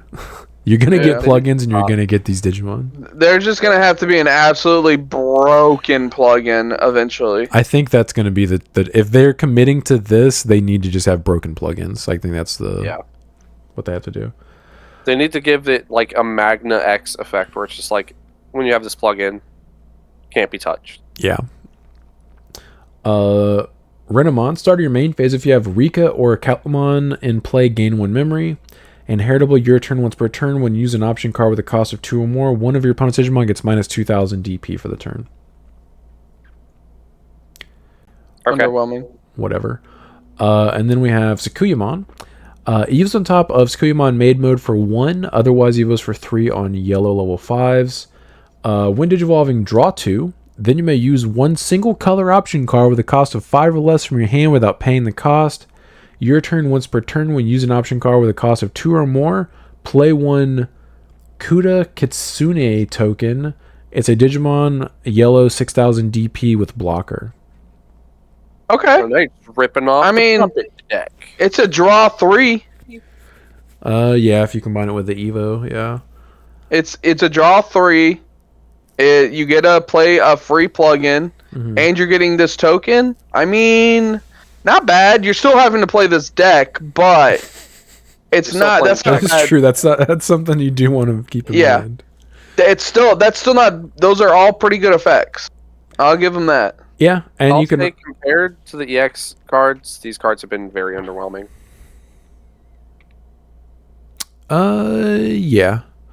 I mean, these are better than this guy. This guy sucks. Oh yeah, 100%. Hot garbage. That guy costs 5. This costs 3, and you get to draw 3 cards. 1 for Digivolution and then 2 for effect. Yeah, and potentially cheat out your memory cheating 5. Yep. And then you're potentially gaining memory off your Rika if you have it in play. And then if you swing with this and have the original Rika, you could play another option for free. Right. So like I can see it. You're still just stuck playing this deck. Yeah, that's the catch. I do think the draw 2 was needed because we've always said this. This is like the problem of the deck is like it's just like super piece reliant. Yeah. Yeah. So like hopefully you're like seeing your pieces more consistently with this. So I like that. So okay, cool. Yeah. Seems decent. Comment questions, my favorite part. Sean, don't forget to apologize. Thank you. Yeah, your apology is due. I'm also going to apologize because I jumped on the train with Sean on this. Because I thought the same thing. We both missed that we very... both misread it. Yeah, we both missed that very key... Yeah, I don't know enough about the other older cards to make an opinion on it. Sean went back, reread them, and he goes, "Oh, wait a second. Wait a minute. We blundered." I didn't even reread it. I was watching someone talk about it, and they mentioned the full effect of the new tamer. And they said without paying its cost, and I was like, "Is that what it says?" All right, so I would like to apologize to a block of tofu. I will say BT12 Takato is not objectively better than BT17. I did not read the card correctly. I think I read the first part of it and just stopped reading, assuming it worked the same way as BT12, and assumed you still had to pay the cost for the Evo. Takato, BT17 Takato warping without paying the cost is actually a pretty big difference. Yes. So I will say BT17 Takato is probably better than BT12 Takato. I don't know if it's like hands down better, but I will say it definitely is some measure of better. I would like to sincerely apologize. I misread the card because I can't read. I agree. I don't know if it's objectively better, because I think in the long run, the BT12 Takato, because that's the memory setter, correct? Yeah. I still think you're going to get benefit off of always going to 3 memory off of that. Like, I understand the Takato, if you have like a Guilmon or Groundmon or whatever, and it's on the field, you'll gain 1 memory. I just think over the course of a match, amount of memory of always going to 3 is still pretty good. And most of the time, if you have the Blitz Takato also, you're not going to mind paying it because you want the memory to go to their side, so you can, like, you know, because you have Blitz, so you don't really care. But I will say doing it for free is also very nice. Yeah, for free, because you can literally end your turn by like choking them to 1 and then warp and then gain the memory back with your EX2 Takatos to where you don't actually pass turn. Right. So, yeah, I could see like people playing like different amounts of all of them. Yeah. I don't think one or any of them are objective. Well, the Blitz one is objectively the best of all of them, obviously. Yeah, EX2 is the one you want to see early and often, yeah. Right. The other 2, it's kind of like I could see you playing a couple copies of both. Yeah. Yeah. My bad. Also, I found the thing where people are playing in the Evo Cup, and they're posting the alt arts. They're actually like in-hand pictures of those cards we went through just now, like the Gamamon, the Pyldramon, the Wergaru X, the Serafi. It also had a bunch of the Liberator promos, the Zephigamon, the Shoto, and the Galemon. So, probably start seeing those in circulation soon. Nice. Cool beans. All right. Let's read these comment questions. All right. The Little Harsh. Here's an idea I've been using for the Omnimon deck. I'm currently running blue base for the use of Kaiser Nail. It can be used to pull pieces out of a stack if you're missing pieces for Omni combo to be able to do it again. Also, Kaiser Nail could be used in a match against Magna X where you can pull War Greymon out of the stack. So it's inheritable, doesn't remove a stack from security, buffing Magna X on the swing. And if you use the BT6 or possibly BT5 Sunimon, you'll get another 1000 DP to raid over the Magna X with its ability activated only once. Curious on your thoughts. I think if you're going against Magna X, it's probably just best to prioritize having BT14. But the ability to just remove it from your stack in general does help. Because, yeah, just turning on your opponent's Magna when you're trying to kill it is real feels bad. Well, don't dress that way and you won't turn it on. Can't be helped. Bro's victim blaming out here. I think that is a cool idea. After testing variants of the deck, though, I don't know like how consistent it would be. Because like it's already hard enough to consistently be able to combo people. I might try it out, but I feel like it would probably have the same struggles as like the regular or like the more traditional variants will be. Is just like you don't see your stuff when you need to see it. Yeah, right. I think I've talked about this. Yeah, I think I've talked about this where I planned on trying to theory craft a version of Garu that just plays with the Omni top end. And I've been struggling to make this thing work because you got to find space for the Tamer, the Option, the War Greymon, and the Omni. It's all of that as a package. you're basically trying to build a blue version of what Will was playing last night.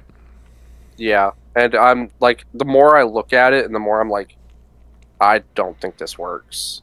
I don't think it does either. I think you just need to commit to the deck. The bit. And just, commit to the bit and just understand that you're not playing a stack deck. Just throw that away. Yeah. Damien Carr 168. Thank you for being a member, Damien. He timestamped and said, in my opinion, it makes the deck better. He's referring to Finra Lugamon and the new support it got. You can now win against an empty board where before you needed tons and trash, multiple delays, and DNAs to win off an empty board.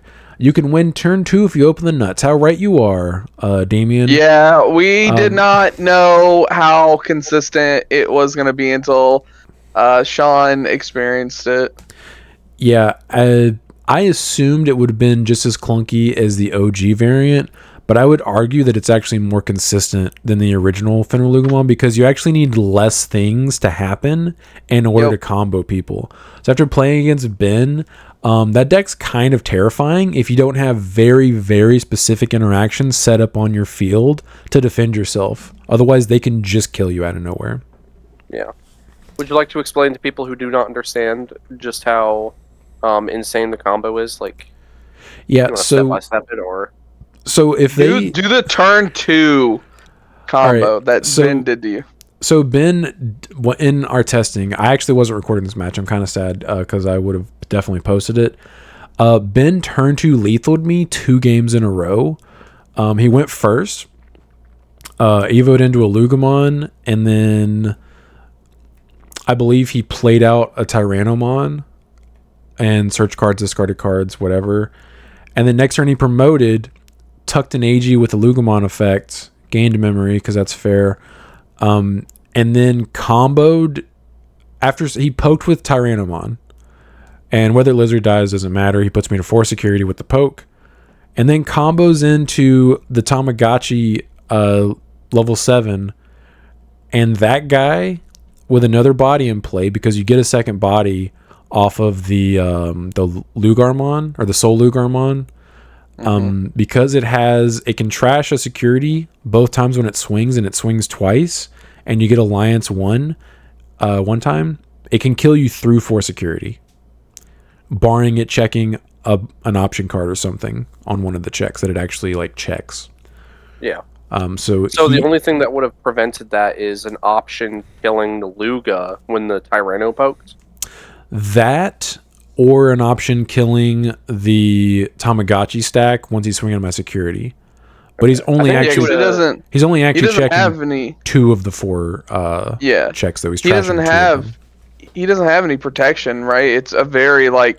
It's not a.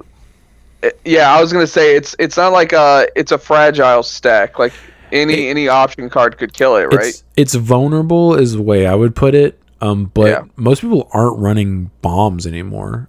And it's not dying to a Digimon because it's going to be massive. Its base DP is 16k, and it's going to have Alliance on the 2 checks that it's actually hitting you for. So it's not going to die to a Digimon. It literally has to check an option to kill it. Yeah. And Wyvern's Breath doesn't kill it. It has to check something very specific. Yeah, imagine a card comes out and de-evos it. Something right like that. Yeah, assuming they can't combo you again. But let's say they de-evo you one time, if they just have enough memory, they could just hard play something and do it again. I just imagine he was like, okay, and you're at 9 memory, effect, go to 3, gain 1, and you're like, oh. Yeah, Ben did that to me a couple of times, to where he would give me 9 memory, or somewhere around there, 7+ memory, to combo into the level 7 to maintain turn, and then just lethal me through 4 security. And he got used to being able to do that, and sometimes he would literally just YOLO me, not even having for sure combo in his hand, and just try to, like you would with Alter. Yeah, the difference is Alter S, when you YOLO, you're just passing turn and giving him 1 or 2 memory, and you can this one's killing you. You can finish the combo next turn, but that's assuming if you whiff with the Alter S. But if you whiff on trying to YOLO with that deck, you just hand your opponent 7+ memory, and don't combo them, they most likely would just out your stack and like you just completely set back. Not saying you can't still win the game if they're not fast, but you do it's just kind of like all or nothing. Yeah. He got kind of used to being able to do that, and he started YOLOing me, and a lot of times it didn't work out for him, but sometimes it did. Sometimes he literally just like, all right, I'm gonna YOLO it, and he like saw combo, and I was like, cool, fun game. How fair did that Balmon feel, Sean? Extremely unbalanced. But also, so the Balmon, not a problem. The Balmon still needs to be banned, but also he started playing another card halfway through our testing called Skull Baluchimon from BT10. That basically replaces the Balmon effect if needed. So like he didn't even need to have the Balmon in his stack sometimes. Like he could literally hard play something at the beginning of his turn and still combo me because of the Skull Baluchi effect. Damn. Crazy. Yeah. Absolute madness. Once he added the Skull, like before he added the Skull Baluchi, I was like, as long as he's not promoting this turn, he can't combo me. What does Skull Baluchimon do? It's when discarded, you can Evo one of your Digimon into an undead or dark animal in your trash. Okay. So yeah, it's basically Balmon. Okay. Yeah.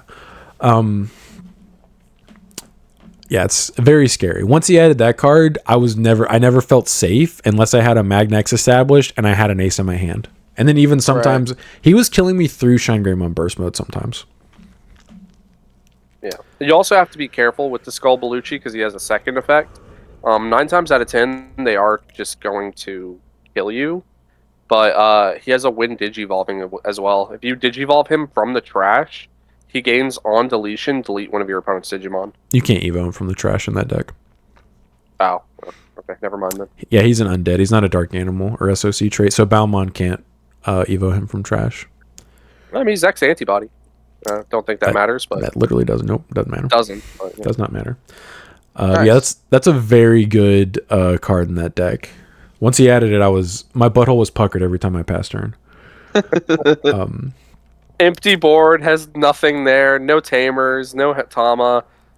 Yeah, because he literally killed me multiple times when I passed turn and he didn't have anything established already, and I was like, cool. Damien also asks, should AC be a human right and added to the Constitution?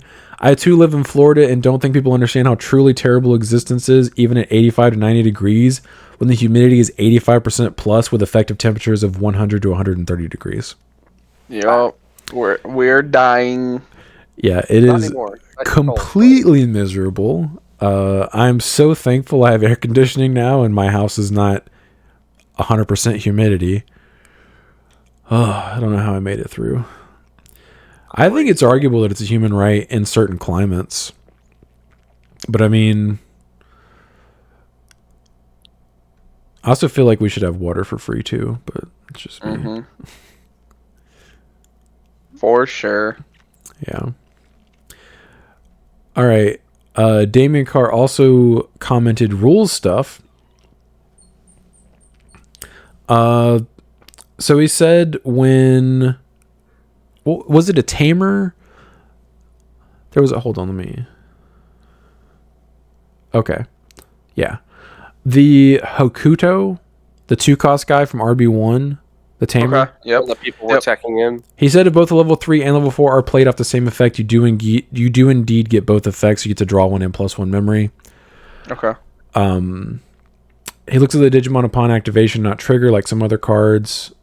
So if they play BT17 Wormmon or Salamon and Digivolve into level 4, you get +1 memory, not draw 1. Okay, so if they play something that evos before you get to trigger your effect because they're turn player, it would determine what it gained based off what was on the board whenever you got to trigger the effect, or activate the effect, I should say. Makes sense. But you can get both if they play both at the same time and they stay level 3 and level 4 plus. So an example of that is if you're playing against Finraluga, the old one, and he played out a level 3 SOC and a level 4 SOC. Yes. Okay. Also, he said, TLDR, yes, you can de-evo tamers, but there isn't any effect currently in the game that targets tamers. Right. Because when I said last week, I said, I'm pretty sure every de-evo effect targets Digimon. But yeah, there is no rule currently that says you can't de-evo a tamer, but you can't target a tamer with any current de-evo effects. Yeah. Right. I guess that's what I should have said last week. Effectively, it's the same thing, but if you for some reason could target a tamer somehow, you can't. You could de-evo it. You just can't currently. He says, a longer explanation. I started in BT14, and as long as I've been around, de-evo has never required the target to be a Digimon. However, I looked back at older cards, and it seems it was an unannounced rules change because BT13 Platinum Sukamon says Digimon exclusively, and Stardeck 15 Andromon and forward around when I started do not mention Digimon. This isn't just an English translation change, but the Japanese text for these cards changed to remove Digimon as well. The CRM only asks that the thing being de-digivolved be stacked card, which can be anything with sources, so a tamer or Digimon. That said, all current effects at de-evo require the initial target be a Digimon, but effects like EX3 Chaosdramon still work if one of the cards was a tamer, and this wouldn't be the case if de-evo only worked on Digimon. We have email confirmation it does in fact de-evo down a tamer if that's in the stack, meaning at least as far as back as EX3 it didn't actually require it to be Digimon, and they were just writing the effect wrong. But yes, TLDR, you can de-evo tamers, you just currently can't target a tamer with the effect. Right. Hippopotamus91 says, could we get more Magnum vaccine gameplay? No. Some people think that's boring. Some people do not like that for some reason, you know. I can't please everyone with my content, unfortunately. But yeah, I did post. Maybe if you posted more Pulsepon gameplay. Yes. I'm gonna post that gameplay versus Robbie, and I'm gonna tag that guy that was coping with Pulsepon. This is Uprising. Commented, big shout out to Ben. Played against him round 9 of that scuffed ass regional. I was on Belfie APOC and lost to him. APOC was in security game 1 and then didn't find it game 2. He seems like a really dope dude and great player. Great pod, fellas. Also, remind Brando to remember to tap his analog use while on vacation. Joke's on you. Right. I haven't played Analog Youth in months. Well, that's a better reason to remind you then. Yeah. Yes, Ben is a nice guy. It's a shame he can't be a consistent fixture on the pod, but that is his choice, not ours. For those of you that are constantly demanding Ben to be on the podcast. He's shy, guys. Leave him alone. I don't think that's what it is. I think he just doesn't want to commit to it, which is understandable. He's afraid. He's naked and afraid. I want to read this one because it's basically what happened to you, Chris. Dauntless Odin 5648. I won my pre-release entirely off the backs of my Paladin mode ace and Crimson mode ace. Pretty much. Chris can relate. He pulled both of those cards in his pre-release packs. Must be nice. What a dominated. Ben wanted to make us play it. Okay. Yeah, nope. Me and my round 3 opponent tied. I don't think anybody from Bandai watches this. Who cares? You guys intentionally drew so we didn't have to play another round. Thank you. It was a handshake agreement. Especially since they were like, no boxes, and we were like, we want to go home. Yeah, I was like, literally, what's the point of being here? Let me go. Give me my 3 packs for participating in the tournament. Bye. I go, Ben, do you have anything to counter Crimson mode or Paladin mode Ace? And he goes, no. And I'm like, so I just win? And he's just like, no, I mean, we can play it out. I'm like, you have no answers to these 2 cards. And guess what? I don't care how bad my hand is. If I open either one of them, I keep it. Yeah, 100%. Those are your win conditions. Yeah. D Lacey 1895. While some people really don't know how to evaluate cards, question: what are some things you enjoy outside of card games? He was referring to people that are talking about like Pulsemon and Eosmon being nutty. Oh, Yeah. I'm pretty sure that wasn't a dig at us. Although sometimes we do struggle to evaluate cards. Yeah. I mean, we're taking a look at the cards without any Context. anything else. Yeah. So it's just like these are just like first impressions. Like I look at this card, and I'm like, okay. And then once we actually see it start getting used, we're like, okay, your opinions can change of a card. Yeah. Sometimes we don't think of interactions that other people do when we're evaluating cards.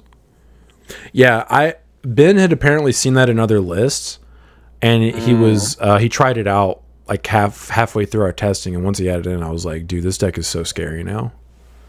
Yeah. And what was the second part of the question? The question was, what are some things you enjoy outside of card games? Oh. Video games, anime. I enjoy that. It's one of my favorite pastimes. Yeah, exactly. I don't know, all kinds of stuff. Sports. Sport ball. You like watching. Yeah, I love Pat McAfee. I really love the breakdancing from the Olympics. That was absolutely. So, I didn't know that was in the Olympics this year. Apparently, it was the first year until you guys told me about it last night. And then when I got home last night after locals and I was scrolling through Instagram, I saw like multiple reels of the breakdancing. And I even saw the one that was doing the thing that Brandon like told me about. I was like, this is like. It was so bad. Like everyone I saw was just so terrible. Like I was like, I've seen better breakdancing like just on the street, just like walking through like a big city. What was her, dude? I feel bad for her too because it's not like Australia sent her. She's like a 30. What was her name? Like Rayman something or I can't remember, man. It was. Oh boy. My favorite comment that I saw whenever I was scrolling through those was someone commented and said, you see how my knees are bent? That's what makes it hip hop. And I don't know if you guys have seen that video. That like old lady trying to teach you how to hip hop dance. Oh no. It's a quality meme. If you've never seen that video, you should watch it. It's hilarious. I've never seen it, but it sounds hilarious. Just Google "that's what makes it hip hop" and you will find the video. Okay. That's what makes it hip hop. Yeah, that's what makes it hip hop. It's really funny. So it's not satire either. Just when you find the original video, just know that it's not satire. Is it that like lady in the black dress, like doing like the weird? No, it's not that lady. Okay, it's not that one. This lady's wearing, if I remember correctly, a baggy tracksuit. No. Okay. Mm-hmm. Like she is dressed like one from hip hop would dress, you know? Except for she's a skinny white lady. Oh, so appropriation. Yeah. Some of the things I enjoy outside of card games are video games, anime, sports ball, wrestling, Pat McAfee, and strictly Pat McAfee, and the 2024 Olympics breakdancing. Olympic level breakdancing. Elite athletes. Yes. Oh, and beach volleyball. Specifically the women's, not the men's. No, specifically the men's. Well, okay. I thought for the men's you had to be into the pole vaulting. It's hilarious because the men are dressed in like full garb. They have t-shirts, like shorts, pants, and the women are like bikini. They're wearing two pieces. Official uniform. Yeah. So that is actually you guys can't wear anything. That is actually chosen by the competitors. So that's the women's choice. Yeah. It's hilarious just seeing people like the Olympics are making them wear. People are outraged. Yeah, it's like they're making them wear bikinis. I'm like, they literally could wear what the guys are wearing. They choose to wear those. They have an option. They have like several different options to choose from. They chose that one. Right. So, yeah, that's what I like to do.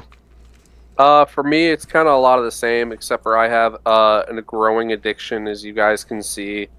I also do model kits. That's what these are. These are actually all painted. I specifically chose the painted ones, like the Gogeta. He was actually the blue-haired variant when I got him. And his vest was also yellow, because he's based on the Broly movie. Why would you downgrade him? Because I like the Fusion Reborn movie, and I wanted one that also represented the Fusion Reborn movie. I have both. So I have a blue hair, and I have the yellow hair. I have this one. Yeah, that one. I didn't paint him, though. He just came like that. Yeah, this was a base Goku, but of course I turned him into God Goku. The Vegeta that's right there also was normal base hair, but I made him Super Saiyan as well. I kind of want to buy another one so I can make him also God match. I will say Super Saiyan God Vegeta looks dope AF. This guy right here behind me is Super Saiyan God Vegeta. So beautiful. Yeah, the red just looks really good with the rest of them. Yeah. I also just did another Goku. This one used to be Blue Goku as well, but I wanted him to be Super Saiyan. I even gave him his little tassel belt. This one was actually a special release Goku because they did like multiple color schemes. So he has a very light orange gi. I didn't like how it looked with the blue hair, so I made it yellow. But yeah, I love painting model kits. I've done the Digimon ones as well. Black War Greymon was one of my favorites because I took all the really ugly gold pieces on them and actually painted them like proper metallic gold. Yeah, so a lot of that stuff. Video games, anime, wrestling as well. I watch primarily AEW. So. Oh, and of course the lightsabers. I have a hopeless addiction to sticks that glow and make noise. Yeah, things I enjoy outside of card games: eating and sleeping. Mm-hmm. I do enjoy video games. What? You sleep? Sometimes. Yeah. I do enjoy video games, but I have a very addictive personality, so I try my best not to get sucked into video games because then I no-life them and don't literally do anything else. And I collect things, obviously, if you can't tell by what's behind me. That's basically it, though. I watch a lot of YouTube. Yeah, I'm the same. I watch a lot of YouTube as well. Like I honestly listen. I listen to YouTube more than I watch it. I'll just have it in my pocket at work, and I'll just be listening to things. I do that too if I can't physically look at the screen. Mm-hmm. I will say so. My my YouTube keeps track of my like watch hours. The last time I looked at it, it was like, I think it was like 1.5 years of watch time, if I'm not mistaken. Damn. I don't even want to. Where do you find that? I want to look at mine. I can't remember. Just Google how to see your watch time in YouTube. Yeah, there you go. This was like probably about a year ago, I think, when I saw that. And I'm not even sure if it's not capped out. Like, I don't know if the number can't go up any higher than what it's showing me. Like, you know how like I wonder, like how Pokemon games like max out at 999 hours? Like, I might legitimately be capped out by the tracking thing in YouTube. I wonder what it would honestly be if you weren't watching or listening to everything on 2 times. No, that's considering 2 times speed. That's just the time spent, watching something or listening to it. Gotcha. So imagine how much extra content I've seen because I watch things on 2 times speed or listen to them on 2 times speed. But yeah, YouTube is legitimately my favorite pastime. That's like basically the only streaming thing I use, and it's like what's on my phone constantly if I'm awake. If I'm not like actively working on something, because I can't do it while I'm like editing videos or recording videos and stuff. Right. All right. Well, what's the next question? Let's see. Benjamin Wiseman 6567. I've been playing Tyrant recently myself, and I think it has decent matchups into most decks. Green is my favorite color, so I try to make green decks good as much as possible. BT17 makes it difficult, though. Question: why do you think Bandai shafted green in BT17? Because you're playing green? I don't think you have to specify what set. I think you can just say, why did Bandai shaft green? That's what I was thinking when he asked that, because like green historically just it doesn't really get enough support to really be meta besides like a deck here or there randomly. I mean, I guess Tyrant could play Paladin mode, right? They could, but then I don't know why you would. Yeah, you lose all your benefits of the Tyrant. It would have to be like a game ender. Yeah. Yeah. Well, I guess most of the time you'll have like a level 6, like the what is it? The Ace. Yeah, and stuff like that, just chilling out there. I mean, if they attack and you can like go into it or something, I don't. guess that's true. I mean, it gives you an ace to play on top of your level 6 ace. Yeah. I don't know why. I honestly, I think one of the issues Green has is the existence of HPD. I think that severely limits card design. I've always said this. And I think that's one of the reasons why they're afraid to make really good green decks.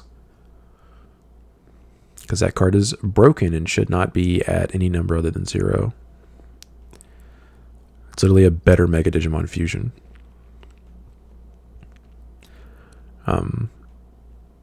I would say...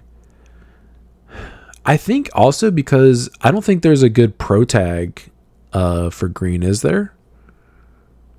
I mean, I guess this next one is supposed to be, right? The kid with the Liberator vortex guy? Yeah. Yeah, I think that also is the issue because this set seems like it's BT12 somewhat, where it's like a bunch of pro tag decks. But, I mean, other than Izzy, I don't think there is a pro tag that we have. I guess Mimi. Taiga. Yeah, but I mean, he's never really been like an actual deck, unfortunately. Yeah. But I think one of the issues was Mimi and Izzy have received like a couple waves of support over the past few sets. Maybe that's why they didn't want to do more support in BT17. I mean, Yoshino, right? Or is that her name? The Bloom? Or no? Yeah, the Bloom Tamer. I mean, she's not even technically the Bloom. She's sorry, a Rose. Yeah. She's Rosemon. She's Lilamon and Rosemon. Yeah. She's like a different Mimi, basically, from my understanding. Yeah, I'm not sure why they didn't really give them a lot of good support in this set. They did. They got Pulse Bomb. What do you mean? Yeah, I guess that's fair. I think historically, like green and black just get the poop end of the stick more often than not for some reason. Fact. Tony Pino or Pino 18. I apologize. Hopefully one of those pronunciations is correct. Wait, y'all play best of 3 for pre-release? Why? Because that's how you're supposed to play your pre-release tournament. Yeah, I think isn't it just like a normal tournament? Brandon, you know, you would know, right? No, I've always just ran it as a normal tournament. Yeah, besides the special rules as far as like being able to Evo and ignore color requirements for Evo conditions and being able to play a rookie in your raising area without a Tama, it's my understanding that you just play like a regular tournament, best of 3. Damien, let us know. Is it supposed to be best of 1? Because this is the first time I'm hearing that. Yeah. The band Aftershock. What's up, boys? Lucas again. Our pre-release sucked so bad. G&G charges $40 plus tax, but then put them boxes or only $90. So dumb, and this set sucks to open unless you want the archetype, so I'm not salty. Omni DNA is lit though, and I'll try to make it out soon for a local. At least you guys got to buy boxes. I will say that, because we didn't even have that option. I would have paid $100 if it meant I could buy a box. Yeah, I would have. I probably would have bought at least one. Yeah, something. I'd have bought something. That is weird that they charge you $40 for the pre-release. That's kind of that's ridiculous. Whack. How much did they give you guys? Did they give you like extra stuff? I'm assuming they got 6 packs. I mean, I was talking about like the pre-release packs. Yeah. Man, we should have gone to G&G. Would have been able to buy a box. Okay. Yeah. Well, hopefully you make it out to a local soon. Omni DNA does seem to be fun though, from my playtesting and stuff. I do intend to play it IRL, but I need to buy the cards. Yeah, I'll probably be playing it next week since my cards should be here in time. Yeah, me and Brandon were both like, all right, expedited shipping. Oh, you guys both did that? Yeah, I mean, I'm spending $140. Well, yeah, $4 is nothing. Yeah, $135. What's $5? That's fair. Yeah. Hopefully they actually come before next week, because I know Benjamin was sweating it when he bought his Magnamon X's and needed them like the following Saturday for a tournament. It better. I paid extra money for that expedited. It said 4 days. It better be here by Thursday. Well, hopefully they are. I mean, I'd be okay with it showing up Friday. Our mail shows up before we go to the tournament. Hachiko42. Wait, was someone missing from this episode? Nope. In spirit. Nope. I was here. And I put him on timeout. Oh, someone canceled with a K. Said it was Riverside, California, so it was California, like you said, Chris. He also said Birds were undefeated after round 7. They were the only undefeated, but mandatory 9 rounds screwed him over when he lost to Magna in round 9. Ah, that sucks. Could you imagine going that far into the tournament and being the only undefeated? And it's like we're gonna do the true undefeated, right? Right? Right? It is annoying. Right? I will say if they played out Top Cut, it wouldn't really matter. But the fact that it's mandatory this many rounds and we don't play out Top Cut, so if you're undefeated after like X amount, you better just keep being undefeated. I think that's kind of bad. Yeah. Like I think it's kind of stupid. Is the nicest way I can say it. Because you definitely get screwed over. Like previously, you would have won the tournament and ended it like 2 hours early, but because they're doing that, but still not playing out Top Cut, you just get shafted. Badge. Stupid. That was the last comment. Or the last question, I should say. Nice. Good episode, boys. Good episode. Yeah. Yeah, kept it under 3 hours. Yes. Indeed. I have to pee so bad. Nice. Good job. Excellent. All right. You're free, Sean. You're free. Thank you. You are free to pee. Yay. All right. Bye, boys. Later. I'm gonna go eat my Taco Bell.